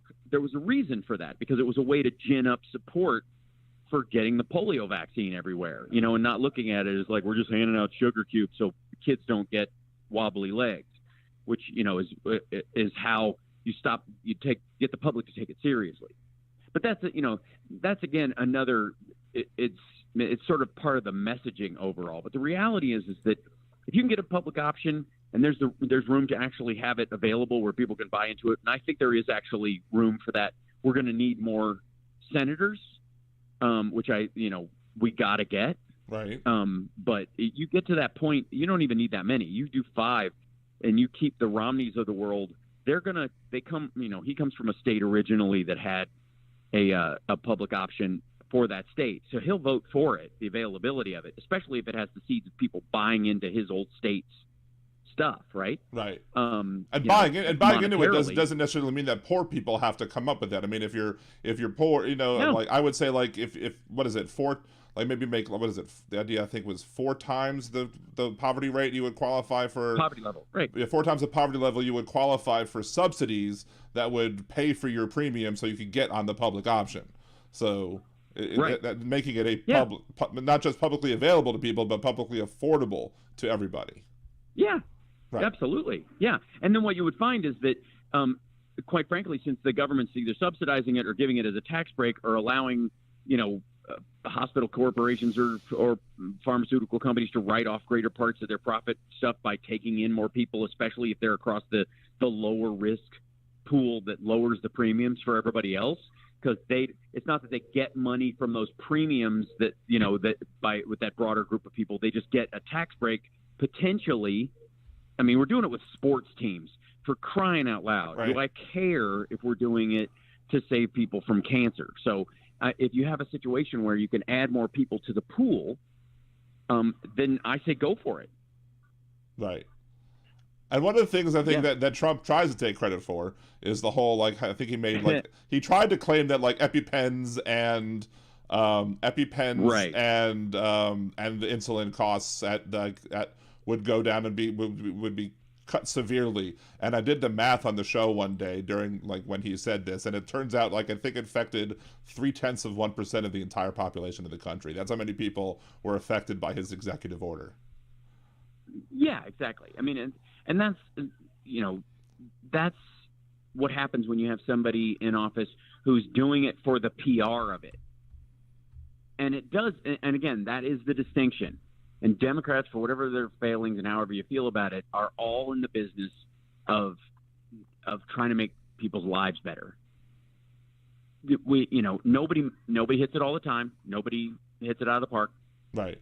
With every swing, but every time Democrats step up to the plate, they're genuinely trying to gain some ground validly for people, from the ACA to gay marriage to the Violence Against Women Act. That's the stuff every time. And the Republicans are like, tax cuts, let's bankrupt this place. It's not America until Vladimir Putin can drown this country in a bathtub. And that's, there is a distinction. There is a huge distinction between that. And nobody can tell me that if Al Gore was president in 2001, we would have had the same response. We'd have gone into Iraq and Afghanistan if Al Gore had been the president. Well, please. First of all, he'd have read the PDB, right? And there's a chance they would have responded well. Right. He would have been a president. way back in the day, back in 2004, I ran for Congress. And one of the first things I did before deciding to run for Congress was I read the 9/11 Commission report. And just because I wanted to be knowledgeable about that. Now, I felt a little weird one time because I was flying home to Baltimore, where I'm from. And here I am in the middle of an airport with a highlighter and sticky notes reading the 9/11 Commission report about an attack on this country from airplanes. And I'm like, I wonder how many people think I'm a complete weirdo for reading this book on a plane. Right. But whatever, I'm a weirdo in all other ways, so it's fine. 100%. I'm used to Yeah. it. So, but yeah, you know, like not only would he have read the PDB, Bush's response, right? Not only would he have read the PDB, but you know, if we would have had that kind of seamless transition from Clinton to Gore, they would have reacted to, because they found out, I think, in December of 2000 that it was Osama bin Laden that attacked the Cole, that was behind the attack on the USS Cole. And because they found that out, if it would have been Gore coming into office, they would have then acted on it and said, okay, let's go after bin Laden now for doing this. But they didn't want to just hand Bush a war, so they decided, okay, we don't have to act on this immediately, but here's the PDB, here's the information that we have about bin Laden, and that bin Laden was responsible for attacking us. Do what you will. And what they did was nothing. So right. And again, it does matter. It matters that you have competent people who actually want the people of the country to do better in their lives, and that the great wealth and you know, military and the industry of the United States be guided in the best direction possible. It is, I mean, this country in a lot of ways is a penis. If it's unguided and attached to the wrong person, you know, there's a huge difference in you know, in these situations. But yeah, hold on one second. Let's see. I'm going to reset it. The show's about to start in a couple of minutes, so beg your pardon. How long do you have? But about 4 minutes. I got like 10 minutes. Okay, that's fine. That. Just let me know. Yeah. So you know, this. You have to understand like the power range and possibility of this country, and then you go, okay, it's not going to go away. It isn't. Right. This doesn't, you know, whoever gets elected next is not going to like America's not going to vaporize. It's not going to happen. So who you put in charge of it matters a lot. Like even the most, it's like a Mack truck or a cruise ship or something. It's ginormous. It's not a gnat. It's not a fly. It's not a rowboat. And because so the direction it sails in, if it's misguided by a little bit, or corrected by a little bit, the difference between the damage and the good it can do is enormous. And so I think a lot of people kind of shrug off their own responsibility in voting and go, well, you know, it's the Jimmy Doring of the world. You know what I mean? Where a bunch of these people like, it doesn't matter. So everything sucks. There's never any good that can be done. America bad. Everything America does is bad. And the quicker it burns down, the better. So that what? China and Russia can run the place? Come on. So anyways, like I believe in sort of the adulthood of, you know, this kind of decisions. And I think, you know, of these kind of decisions in terms of who you're voting for. And looking back on, you know, on 2001, especially, you know, Patriot Act, all that kind of stuff. And you're going, man, look, Al Gore, you know why Al Gore was wooden and came across as stiff? Because he was transitioning, you know, in the 90s politically. He was vice president during a time when the physical gestures of the president dealing with the Middle East mattered more than ever before, because giving the thumbs up is fuck you in the Middle East. Right. And And so Clinton started doing that, you know, that pushy little thumb where he just, you know, squeezes. It's like the fist with the little, you're just kind of leading with your nail. Yeah. You're not really giving a thumbs up. You're just going, yeah, a little bit. Just I can see Daryl. I see Daryl Hammond doing it too. Like, I can see the imitation of Daryl Hammond doing it like excessively, but yeah. But he did his imitation. Okay, so So Gore's there during all that stuff. Right. And during that time, they're going, okay, you can't slash your hands straight up and down because people think that means you want to lop their heads off. So you've got to, anytime you gesture with an open hand, you have to do it slightly diagonally, that kind of stuff. And he's coming up during that period, right? And he's got many of the same kind of like weights around him in terms of behavior because he wants to be a decent, inclusive human being and be a good leader of the country where he's not alienating people for the wrong reasons. You know, if you want to tell the Middle East to fuck off at some point, you do it because you want to, not because you accidentally made the wrong gesture when you're getting off a plane like a dumbass. And you know, and he got swamped by Bush, who's like, "How you doing?" Big thumb in the air. and Trump ultimately, who can't stop taking pictures with his thumb up, you know, with this idea because there's just a slice of the American public that didn't recognize that was necessary. And it very well may not have been. Quite frankly, the Middle East, you know, hand gestures were not, you know, if they walked around giving the middle finger for stuff, they'd learn very quickly not to do it. But they wouldn't, a lot of them wouldn't care. And a bunch of us we'd go, "That's hilarious. That's how they say hello in Qatar." You know what I mean? Right. Like the American people wouldn't dehumanize the people of that country and go, "They're stupid. Don't do that gesture," because it's like red in front of a bull or dogs sense fear. And you know, it's a little patronizing. And I think he got caught up in that by trying to be the good guy, trying to actually do some good. And how was he rewarded? By, you know, a bunch of Democrats, you know, going, right. I don't know. The other guy seems like I could have a beer with him. Then, you know, fast forward to Hillary Clinton, same thing, 75,000. I don't know. She sounds like a neoliberal monster to me. She's a war hawk. At least Trump won't try to, you know. Sure, he's got 27 credible sexual assault allegations, one including possibly a 13-year-old girl. But, you know, Hillary just rubs me the wrong way. That whole thing where she tried to get kids insurance in the 90s. What a bitch. You know, so those folks cost us 3 states. She won by 3 million votes and lost 3 states. And to this day, they're like, "That wasn't me." Like, it totally was. Shut up. Right. Well, there's a PBS article where it's like they did a poll of 50,000 people in Pennsylvania, Michigan, Wisconsin, and was it 11% or 12% of the people who voted for Bernie in the primaries voted for Trump in the general election, and had those people just voted for the Green Party candidate, had they not at all, right? Hillary would have won. Like, yep. Exactly. And by the way, you don't get to walk back all the damage done in that time. Like the number of civilian deaths, you know, casualties from collateral damage from drone strikes and military actions under the United States was up 80% in the first year of Trump. And in his first year, there were more civilian deaths than in all 8 years of Obama.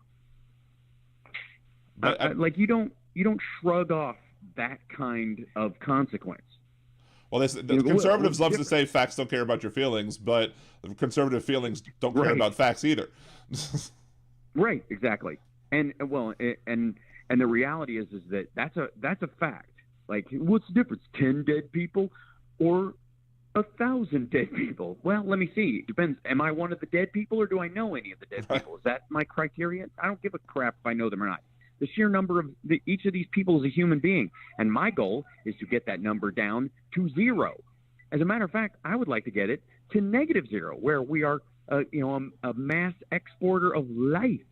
But it's not going to happen in an afternoon. I don't have any illusions about that. I also don't believe that there aren't monsters in the world who mean to do us in. Like, you know what?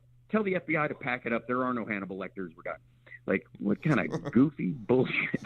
Right. I mean, and it's funny. I find it very funny that the biggest enemy of the FBI right now, Matt Gaetz and the right wing, like they are all freaking out. What happened to supporting law enforcement? And the fact right. Oh yeah. That ended when they beat a bunch of them on the Capitol steps. Right. It's never, because it's not about supporting the cops. It's about supporting the cops when they beat up black people.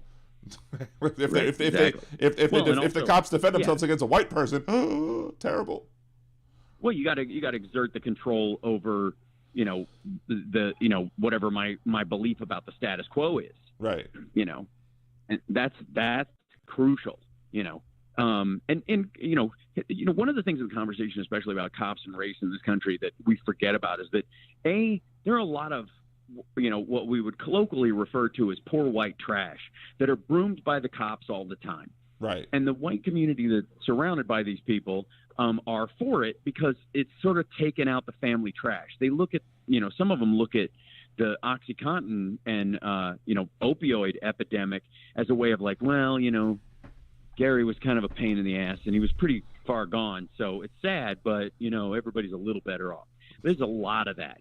And you go to rural Indiana, rural Tennessee, rural Alabama, Kentucky, those kind of places. There's a bunch of them who are like, well, it's sad, and we had a funeral. It was really bitter, but every time we saw him, he was a mess, and it's time to go. They do the same thing with the police. So our focus, on the left about how they treat black people, which is, statistically a significant thing, but by volume, doesn't even chart next to the number of this is like a Filipino, I think he was Filipino, a Filipino dude and a white dude who were killed just the same way as George Floyd was.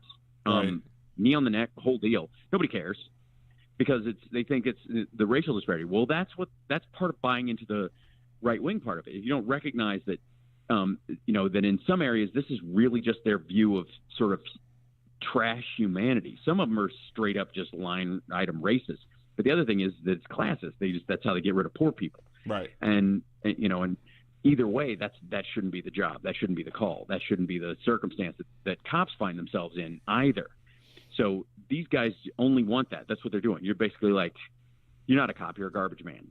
And I forget the last. We have rights and freedoms. Yeah. But I forget the last name of the guy. But I remember I think his first name was Daniel. Oddly enough, I remember that. But like, it was a white guy that was shot by the cops, right. and but the conservatives said nothing about him. Who was the one that talked about him? Black Lives Matter. The people like D. Ray McKesson and other people were out there saying this is wrong too. And right, exactly. So yeah, it's wrong when it happens. There's a lot of bridges to be made there, and that's where I think community, and connection comes around that and stuff. That we can all agree that there need to be well-trained cops that are honorable, that do their job, and any bad ones make the good cops' lives harder. We can all agree on that. So let's set up a system, for example, where we can get rid of the bad cops and make it easier for police departments and stuff to get rid of them. Well, guess who did? Biden put together the COPS program, if you'll recall, and who erased it with a stroke of a pen when he got in office. Right. 2 years before George Floyd. That is a system, by the way, that had been in place. Had it still been in place, would have gotten rid of Derek Chauvin, and George Floyd would be alive today. None of us would know his name. Right. That's the same time he capsized the COVID, the pandemic response team, he did the COPS program. 2 years later, what do we got? Lots more deaths than we needed George to, Floyd, and George Floyd, and lots more deaths than we should have had, in both ways. But they're pro-life. They're pro-life, right? Exactly. Yeah, they love life. Exactly. Before you come out the uterus. Hey, man, cannon fodder is life in air quotes. Come on. That's why. That's why they like Putin. That's why life. Hey, man, every life has a purpose.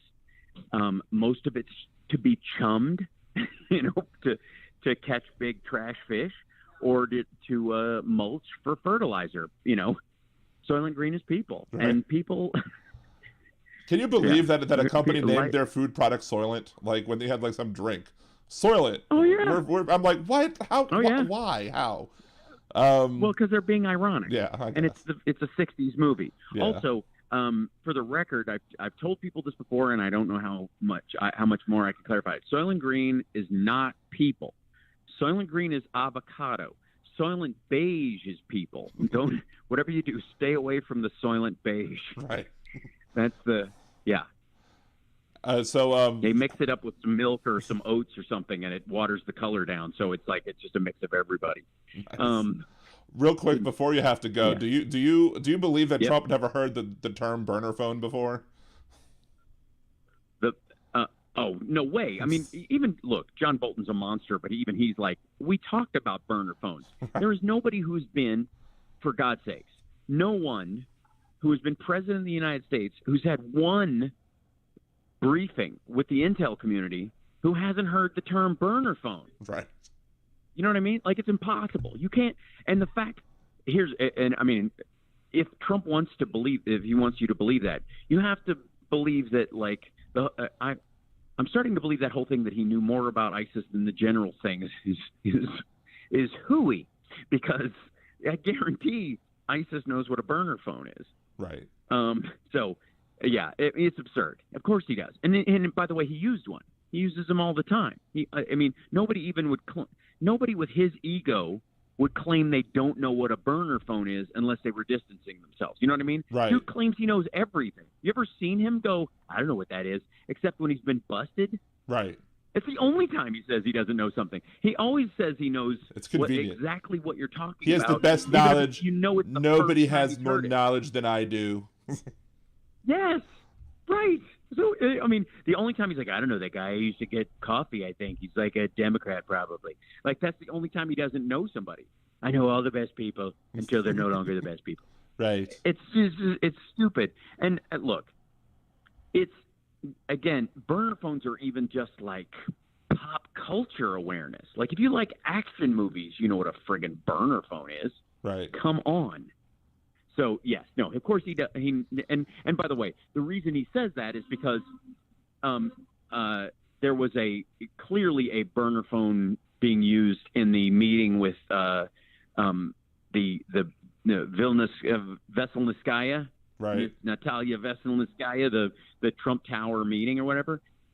Dude, Trump uses a burner phone because it can't be traced, but they can just destroy it and throw it out. Because he doesn't even email because he doesn't like a trace of it, right? Right. So he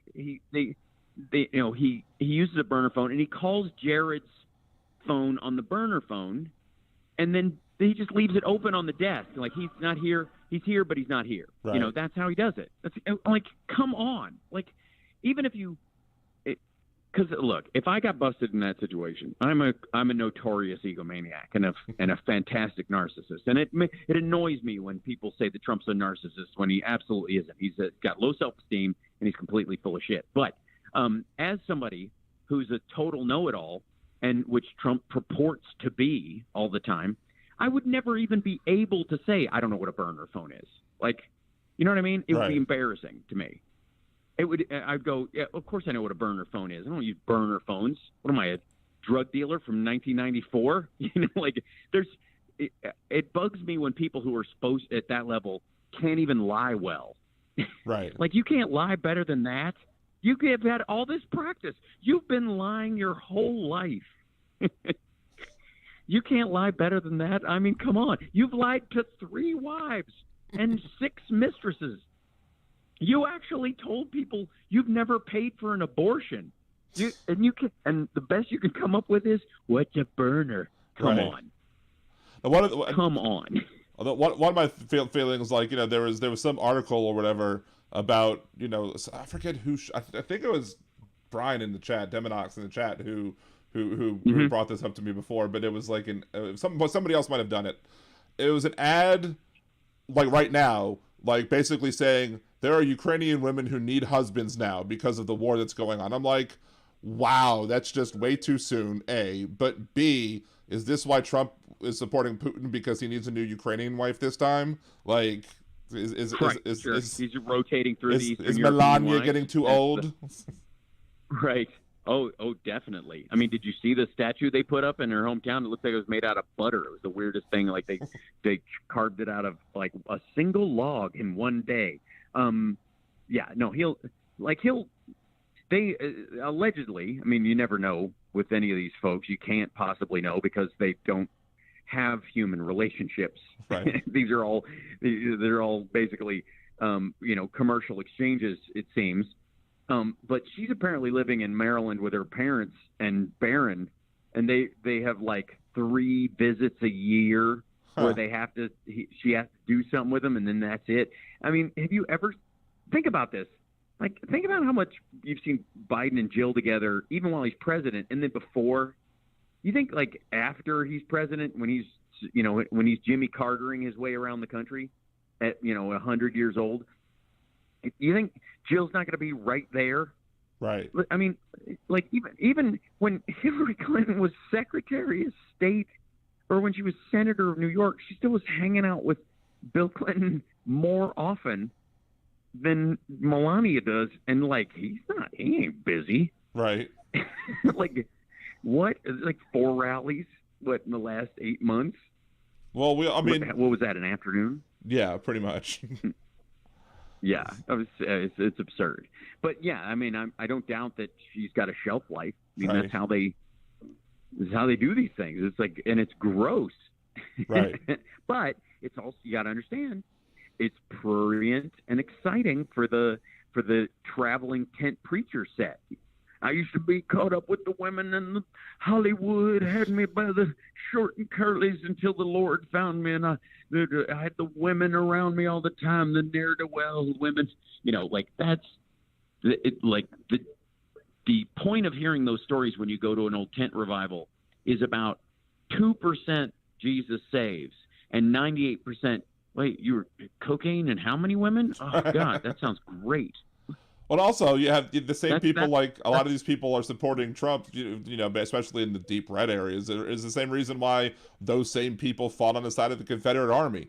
That, you know, they all think that one day if they work hard enough, they're going to be just like him, and they want to be just like him. So they're going to fight anybody who stands up against him, even though the odds are they'll never be just like him, except for with horrible attitudes and racist, you know, feelings. Well, I mean, if these don't say that. This is America. If they really applied themselves, worked really hard, you know, put their nose to the grindstone, every one of them could be $900 million in debt with no way out. Right. But you really got to work at it. You know what I mean? Like, America's not going to just hand you that kind of debt and failure. You got to really strive, like Trump has. I mean, he was born worth $1 billion. Period. Right. That was even like then. And dude had like what? He was getting like $112,000 a year when he was 10 years old from his father as a tax write-off. Like, yeah, he's a striver. He built it, right? Well, if he would have just put that money into a mutual fund instead of you doing his business, he would have had more money. So he had an index fund. Yeah, but he did. He like, dude. I would say he had somebody figure out the whole how to make money while running your companies into bankruptcy, but it was probably somebody else who figured that out for him and got a chunk. No, I mean, I think, you know, I think he's a great example of absolutely somebody whose ego and idiocy had a beautiful crisscross. Uh-huh. Like, there's no argument there. Like, he's a unique case because he did fuck up on his own. And with focused intent, because basically what happened, he had these stupid offices in New York and this building that while his dad was still alive, he was able to get funding to build in this big ego monument to himself. And it built a mythology around him that he was able to ride out and bullshit his way through in the same way that Putin is. Like, Putin is the military version of Trump the developer. Like, it's all nonsense, smoke and mirrors and branding. He's running on the old Russian bear. And it's the same. No wonder they found each other, for Christ's sake. But Trump ultimately, apparently, Eric and Don and Ivanka and Jared as a team would come into his office like on heavy rotation and go, "There's this thing where they'll guys, they'll give us $14 million over 10 years if we slap our name on this mall in Abu Dhabi." Mm-hmm. And he's like, "Do it." Like form a second LLC for its own thing. If it fails, but do it. Right. And that's it. And we'll just shave some money off of it, hide it, float it through some other bullshit, and then that'll be it. That's our job. And he did so many of those deals. And then at one point, it seems, he thought, well, these work out because they're tiny little stupid deals. And it was a shotgun approach that he's like casino, stakes, football team, all this, like these big kind of splashy buys. Even if they failed, they had enough running money because apparently you can have his entire lifestyle. Yes, anybody listening to the sound of my voice, you can have the entire Trump lifestyle for just $25 million a year. You make $25 million a year, you can live like Donald Trump lives, period. Like all of it, which is an enormous amount of money. But it's dick compared to what he supposedly makes, right? And how would a conservative talk show host tell you to get that way? Invest in gold. That's right. Yeah. Noble gold is the way to do it. Because the dollar's going to take a shit, and it's never been a bad bet to bet against America. Wait, what? What am I listening to? Fuck off. But yeah, so $25 million. So he lives like somebody who makes $25 million a year, and basically that's the sort of business tit his father left behind.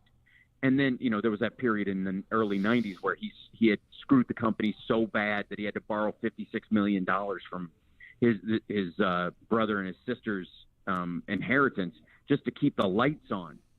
I mean, dude was salvaged by a television show and some other stuff, and it allowed them to sell the brand again and have enough of these deals to pad all debt off into the distance. That's all that was. Like, it's silly. So again, most of these folks, there's a lot of shark circling right now. And I'll end on this because I got to run. But there's a lot of sharks circling in the Republican circles right now. Right. Because there's a bunch of people in the DeSantis world and other places that make way more than that every year, and they're genuinely successful. Some of them are awful. Some of them are mean. Some of them are, just old school, they wear an R in their jersey because they always have. And then there's some genuine gross Epstein types encircling that. But all of them, every time they sit across from Trump, they go, this asshole? Like that, right. They're aggravated by the fact that he gets to tell them, or got to tell them for a while, what to do. Go look at those pictures of Barr or any of these other people sitting across from him in the Oval Office. Right. Like, they're all going, how did I end up listening to this dickhead? So, right. Real quick, just one thing real quick. One thing. Sure. After the last show, the next day I showed my youngest Henry an episode of Lab Rats. By the next day, when I saw it on my Apple TV, he was already on episode 7. So he started binging it immediately. So he loved the show. So thank you for the recommendation. Awesome. Cool. Yeah, no, I'm glad. I'm glad he likes it. I'm very proud. And I liked it too. I mean, it had some humor that adults would get that kids wouldn't get. That I was like, oh, that was good. I like that. So I like it when kids shows do that. Yeah, we had a little.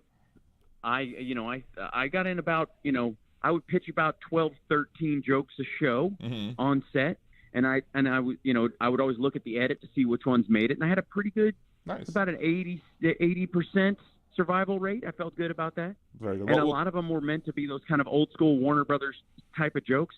I had one censored once that I didn't understand why it was censored. I was in the Memory Wipe episode, which is one of my favorites. I improvised a lot of what my character said when he was they had shrunk his brain to when he was a toddler. I was basically a baby in a grown man's body. And at one point, I made a mustache with my finger across my upper lip under my nose, and I said, my mustache smells like finger. And that's not a dirty joke. No, it's not. It's just absurd. If your mustache would have smelled like something else, then maybe. But right, exactly. Yeah, if I'd have said, my mustache smells like Tasha, which was my wife on the show, I get it. Yeah. But all I said was finger because my finger was in front of my face. Like, it was meant to be an obtuse, silly, non sequitur, kid, stupid thing to say. Right. And they were like the person. Like, I literally heard an audible gasp from the Disney censor person who was there, and I'm like, where'd you go? Where did you? That says more about the Disney censor than it does about you. Yeah, right. What do you or what they're expecting me to say? You know what I mean? Like, who do you think I am? That I. But I always loved that one. She was like, like that, and I was like, what? It almost pulled me out of character. If I wasn't, again, such an egomaniac, right. I would have been pulled out of character. But over the top reactions are something I look for all the time. Nice. Well, let me let you go. I'm very happy you joined us. Hopefully next month you'll be able to come back and join us again. I love it. That's a great idea. Awesome. Appreciate it. I appreciate it very much. Enjoy the rest of your night. Say hey to your girlfriend for us. And if anybody else, infotainmentwars.com, House Sparks, Mega Worldwide. Just subscribe to this channel and you'll get notifications whenever he goes live. Awesome. Thanks so much, Dan. Thank you so much. You have a great day. Bye. Okay. All right. Bye. All right, and we are going to take our final commercial break real quick, and we'll come back. We'll do words of redneck wisdom and everything as well. If you do want to call in and say anything, it's 914-803-4131. That's 914-803-4131. This is Liberal Dan Radio. Talk from the left. That's right.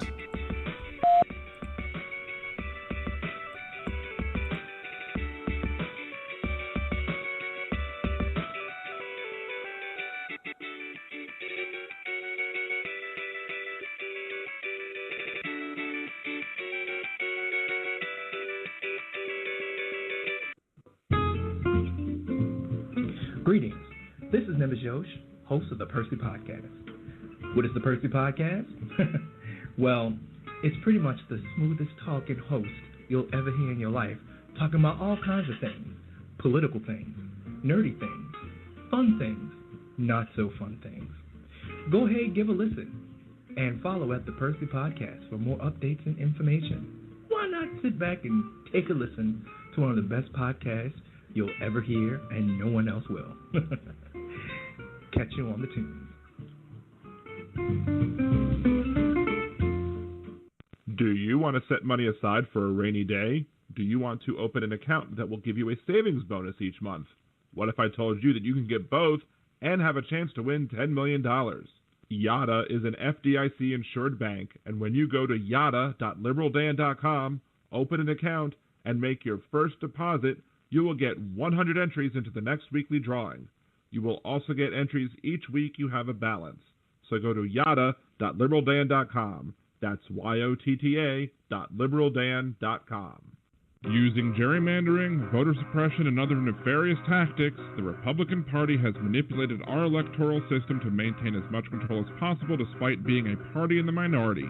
Liberal Dan Radio seeks to change that, and I need your help in doing so. Liberal Dan Radio has partnered with Levelfield to help us use tools that are typically only available to big money donors. When you go to stopthecoup.liberaldan.com and make your contribution, it will encourage other voters to reach out to their legislators to pass legislation to stop gerrymandering and voter suppression, and target elected officials who refuse to protect the vote. Every eligible voter should be able to cast a ballot, and that ballot should have the same power as everyone else. I can't do this alone. I need your help. So please go to stopthecoup.liberaldan.com and make your contribution today. That's stopthecoup.liberaldan.com. stopthecoup.liberaldan.com. Political advertising paid for by Levelfield. Contributions are not tax deductible as charitable contributions.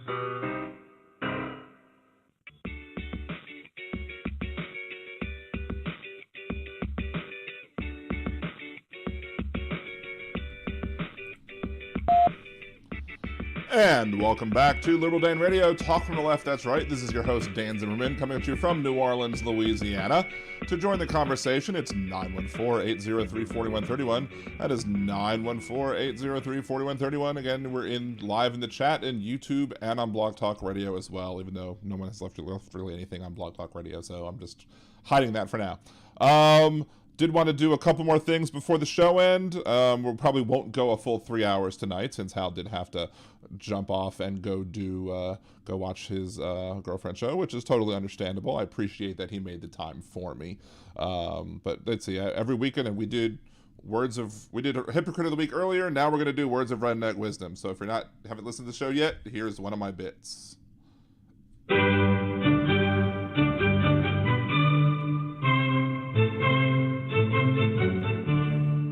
And now, Words of Redneck Wisdom, brought to you by Liberal Dan Radio.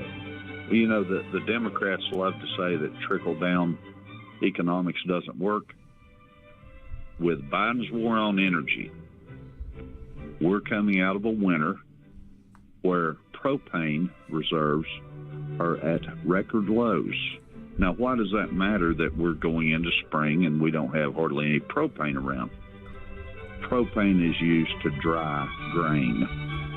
When grain is harvested, it's dried using propane. I provide the people of this community with propane and propane accessories.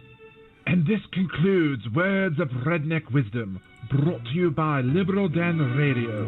Talk from the left, that's right.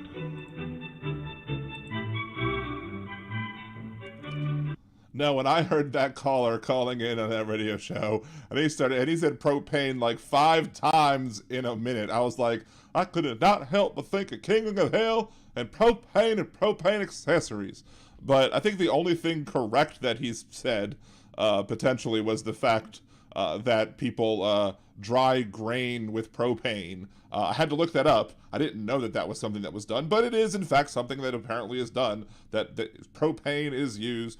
Propane and propane accessories are used in the drying of grain. Now, he did say that trickle-down economics doesn't work. And that's I guess that's another correct statement that he made, because liberals do say that trickle-down economics does not work. Why? because trickle-down economics does not work. Or the way that trickle-down economics works is that you give money to a bunch of rich people, and that's it. That's how trickle-down economics works. There's no trickling. There's no trickling happens. I like trickle-down economics. It's when I pay a hooker money and she trickles down me on the plastic sheets on the bed. That's my form of trickle-down economics. Yeah. Wait. It is what it is. I was smart enough, and I put that all the way on the top of my audio clips today, so I don't have to go hunting for it every time I want to hear Donald Trump say, It is what it is. "Thank you, Donald." So, what? Boy, ain't right. Sometimes I mess up Hank Hill from King of the Hill and Anderson, the neighbor, because it's the same actor. It's the same voice actor. It's the same voice. What in the hell? That boy ain't right. Them two hooligans, Beaver and Buffcoat. Anyway, I think there's supposed to be a relaunching of something Beavis and Butthead soon. I don't know when that's supposed to happen, but a bunch of people who were teenagers in like the 90s are going to be like, well, that's cool. I'm wondering if it'll hold up. Daily News. Crony/corporate capitalism doesn't work. If I die of a heart attack right now, it's just because Daily News just said something, and I don't believe that he actually said those words. Used to be that was conservatives loved capitalism, crony capitalism. I don't know. It's weird. I mean, I feel like they're coming to get me, like from Sanford and Son.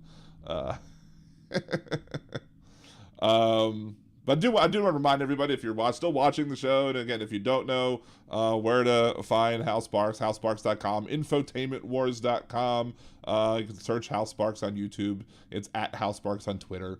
All the different places where he is, you'll find him, and he's very easy to find online. So did want to just remind everybody of that.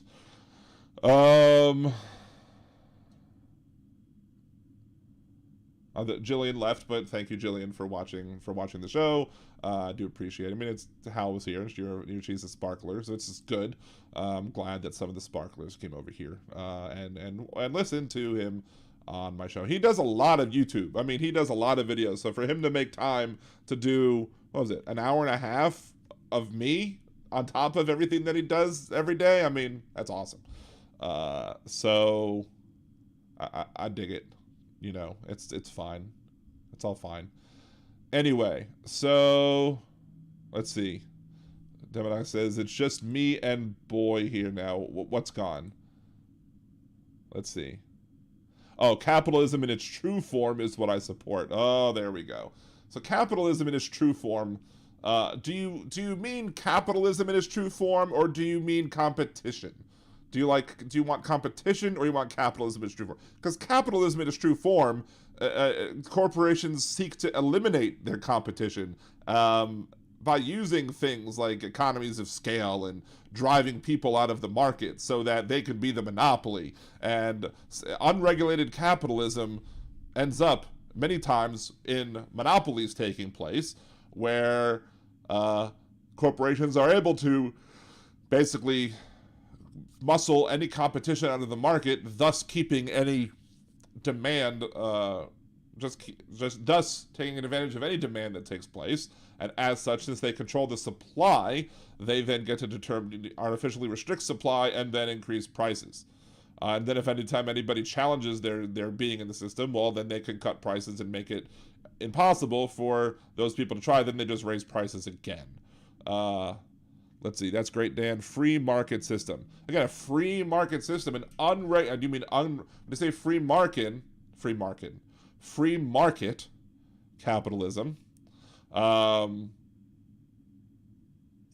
capitalism. Do you mean just the free market part? Do you mean do you like multiple companies trying to compete for your goods and for you to buy their goods and services, or do you just want no regulations so that the companies can just do whatever the heck they want to do?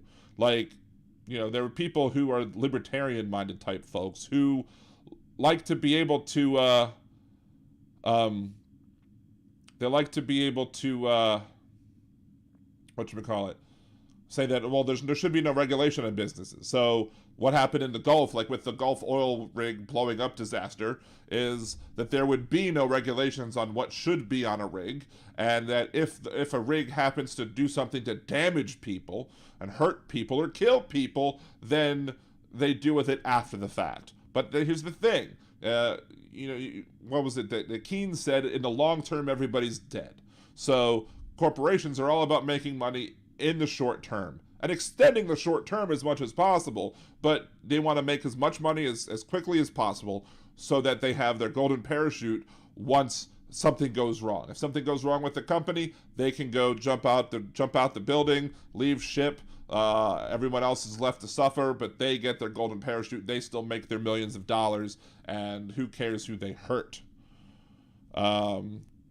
Government is not what corrupts free market and turns it into crony. Absolutely not. I mean, government can corrupt. There are corrupting parts of government that should be dealt with. You can have corruption. A lot of times it could be the corruption goes the other way. It's the corruption of the capitalists trying to say, hey, government, do this. Pick this winner. Pick that winner. And a lot of times conservatives will argue that government picks winners. And in some cases, they're right about government not picking winners, but instead, perhaps funding people who will do what's needed to be done. Maybe taking a little bit of a step back of, we're not gonna pick which company is gonna get it. We're gonna allow the companies to compete for themselves to be able to get, whatever government grants are there to do things like green energy, mass transit, high-speed rail, all those good things that we need to have as a country that we don't, because anytime we want to invest in infrastructure, that's communism, that's socialism, we can't have that. But again, like Obama said, when it comes to roads and bridges, the businesses didn't build those. Somebody else made that happen so that the bridges so that those businesses could operate on those roads and bridges. Of course, conservatives lie, and they'll say, oh, well, Barack Obama tried to tell the business owners that they didn't build their businesses. That's not what he said. But, many conservatives lie about those sort of things. Monopolies can be enabled by government. Daily News. You say monopolies happen when government allows them to. There are some circumstances where there are natural monopolies, like, for example, in some areas you might have one energy producer, which not the best, I don't think, but you might say, okay, well, you're as a company are going to provide the electricity for this area, okay? And if you do so, we're going to regulate you so that you don't charge our customers too much money, but we're going to let you make a profit with it. But because we know that if there were two companies trying to get electricity to the same people, double the power lines, double the infrastructure, potentially. If you're going to have the electric company own the lines, own the poles, and have to deal with the poles on top of dealing with the production of the energy, then having two sets of poles is not efficient. You're losing efficiencies in your system. Now, I've many times said that the general idea of what Texas did was perhaps better. I question that now because of the fact that what Texas did completely was not just create their own system and have companies sell energy on the grid. No, what they did is they cut themselves off from the rest of the grid. So that was another problem. That's the problem with Texas's system. If you didn't cut yourself off from the rest of the grid, but instead just built your electricity infrastructure enough so that the municipality controlled the lines, and that anytime you wanted to sell a kilowatt hour across the lines, part of that charge went into upkeep and maintenance of those lines, then you could handle that. You could let the whatever commission runs the grid to be able to handle those payments from whenever people buy the kilowatt hours of electricity, and then anybody can sell their electricity on the lines, on the grid.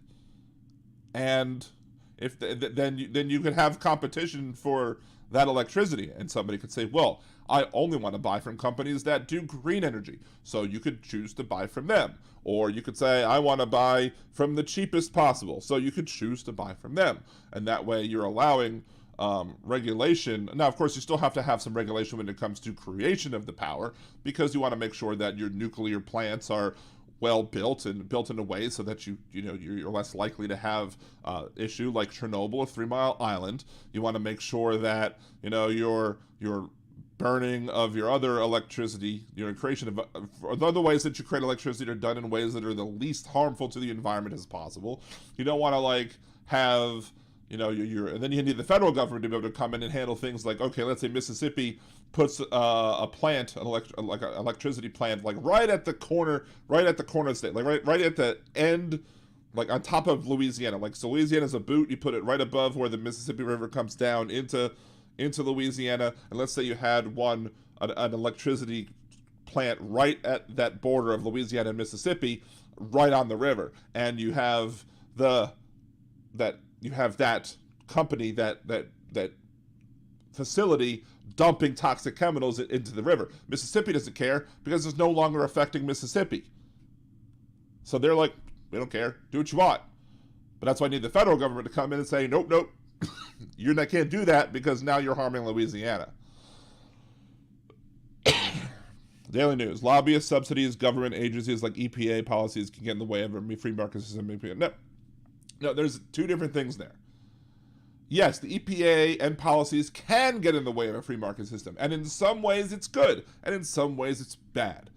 I will say flat out that I'm sure if we looked over all of the regulations that are in place over industry, there are probably some regulations that we could get rid of either because they duplicate other regulations or they're unnecessarily burdensome.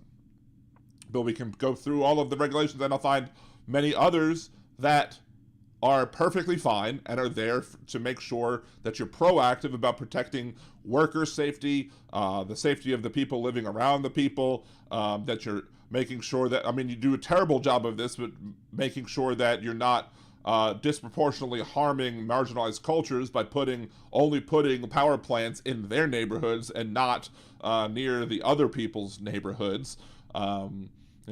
And I'm sure we could probably go through all of the list of regulations that exist on industry and say, you know what, there's some that are missing and that we should put in there because it would make everything better. So no, a policy, just because you have a policy doesn't make it corrupt. You may have policies that do. You may have policies that are bad that need to be eliminated. But just because you have a policy that needs to be eliminated because it's harming the system, it doesn't mean that you're having a policy that all policies harm the system. And that's the problem with many conservatives and the way that they think, because many conservatives will be very black and white. I found a policy, I found a regulation that's bad, so all regulations are bad. So California produces too much solar power that we're paying states to take it. At one point we were giving it away, but still had brownouts. And that's okay. That doesn't mean that solar is bad. That just means that California needed to handle their solar more efficiently. It means California needed to invest perhaps in some batteries, or basically make sure that people who are getting solar have batteries in their home to be able to handle when there are situations when the solar isn't producing as much. It doesn't mean that solar is bad. It doesn't mean that it's corrupt. The electric bill remained at an all-time high. Well, that's also an issue that you have to deal with. But I'm sure at the beginning, the cost of bringing in new solar electricity systems are not going to be, on the front end cheap, but in the long term they might be. Look, we drove to Disney World a couple weeks ago. A month ago now. We were in Disney a month ago. It seems like it was so close. We went to Disney a month ago, and there are lots of solar farms in Florida. So don't think that that this is just a liberal thing for solar. You had solar farms in rural Floribama type areas. Let's see. I'm really got to go to the bathroom. I'm not going to bring my laptop with me. Oh, come on, bring the laptop with you, Demonox. That's okay. We have no way to store solar. What What do you mean you have no way to store solar power? There are literally batteries. You can charge batteries and hold power in them. What do you mean there's no way to store solar power? You can absolutely store solar power in a battery.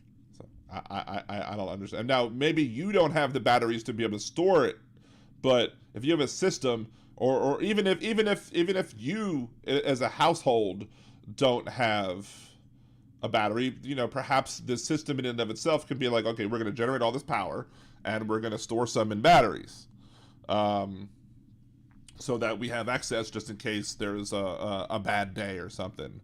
What good does it do the consumer does not benefit? They probably sell your energy because they can, not because, and I'm sure, I don't know who runs the power grid or who generates the power in California, but I'm inclined to believe that it's not the government that's the problem there in selling the electricity. I'm sure it's probably something. And I could be wrong. You know, I could be wrong.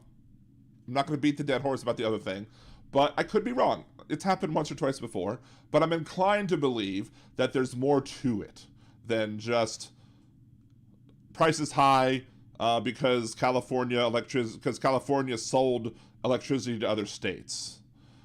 I think Elon Musk has built a battery. I think there is a Tesla battery. I think there is a Tesla solar battery that you can have in your house, that if you have a solar system, I'll call it a solar system, it sounds like you're in outer space. If you have solar panels powering your house, Tesla has a battery that you can use, that you put in your garage or whatever, that takes up some of the electricity that when you use more than you're generating, or when you're generating more than you use, so that for other times when you're using more than you're generating, you just take it from the battery. And then when you fill the battery up, that's when you dump more electricity back into the grid, so that you can sell your electricity that you create in excess, and get a credit on your bill. So yeah, there are these batteries that exist already. Our government will not decide which power source to make primary. I don't know if they can. Again, like, it depends on who's in charge. Like, if you have a system like Texas, which again, the Texas system in the winter, a couple years back, showed its flaws. Completely showed its flaws. But you can have a system where the government controls the grid, and then you just have producers of electricity pushing electricity into the grid for the consumers to buy. Or you have a system where you have a regulated monopoly where potentially you could still have the government own the grid or not own the grid, but you could then have, or you might have the electricity producer also control the maintenance of and upkeep of the poles or the underground wires or however you're transmitting the power from one place to another, and you have just one company doing that because you only want to have one. If you only want to have one company doing that if they're responsible for the maintenance and upkeep and the ownership of the poles, because again, that's inefficient if you have two companies and you need two sets of poles, and that's just silly. Which is why I support the idea of the state owning, or the state or the municipality controlling the lines themselves, and then just accepting electricity from multiple producers on those lines, so that consumers can try and pick which form of electricity they want better for them. Let's see. I'd not say you have to buy a Tesla battery. I'm saying that there's ways to store excess electricity so that, you know, you can, in certain times, you don't have to just push it off and sell it to other people. Now, I'm saying if you were getting electricity off the grid, you wouldn't want a Tesla battery. That's not when you personally would have a Tesla battery. You would have a Tesla battery if you yourself installed solar panels on your own house. If you install solar panels on your own house, you would then also want to have one of these batteries in your house to take the excess energy that you collect during the day, so that when you're running your electricity at night, you don't have to take any more power off the grid. You can just take that power from your battery that you charged up over the course of the day. That's why you would want to have a Tesla battery. But you said that there's no ways to store the solar power. I'm saying there are, and they already exist. And you wanted Elon Musk to do it. I'm saying Tesla already did it. Seriously, our governor is holding up our system. Supposedly, they're investigating the best way to go. And there's nothing wrong with investigating the best way to go, but I mean, you shouldn't do it to the detriment of the people. I've criticized your governor before on this podcast. He was Hypocrite of the Week one week when he went to the restaurant and didn't wear the mask properly when he was requiring the other people in the state to do so. So, look, I'll absolutely criticize anybody, right or left, depending on what they're doing, if they're being hypocritical, if they're being harmful, etc. So you know me, you know that that's how I roll. Anyway, I'm going to go ahead. I think we're done for the show today. I have a couple other things I want to take care of before I head to bed. But I do want to say shouts out to Mrs. Boy, Mrs. Daily News. I hope everything's going better with her. I hope things are okay, or I don't know how good they could be, but I'm hoping everything can get better if they can. I don't know. That's terribly worded anyway. A capacitor has not yet been built to distribute power on the grid. Well, maybe we could talk a little bit about that next week. Email me, liberaldanradio@gmail.com, and remind me to look into that, and maybe we'll do some more discussion on solar power benefits and everything, looking at what California does, looking at what other people do, and making sure that we can get some more information on that to know whether or not, what you're saying is true or what I'm saying is true, or if there's a little bit of split in between. But that is the end of this week's episode of Liberal Dan Radio, Talk from the Left, that's right. Please remember to go check out infotainmentwars.com, support Hal and his show, Hal Sparks Mega Worldwide. He will be back on the show, I think, sometime next month. You can subscribe here. Remember to like this video, subscribe to the channel, Liberal Dan Radio on YouTube. Follow me on Twitter, Liberal Dan Radio on Twitter, Liberal Dan on Facebook as well. Until next Wednesday at 8 p.m. Central, this is Dan Zimmerman with Liberal Dan Radio. Talk from the left. That's right.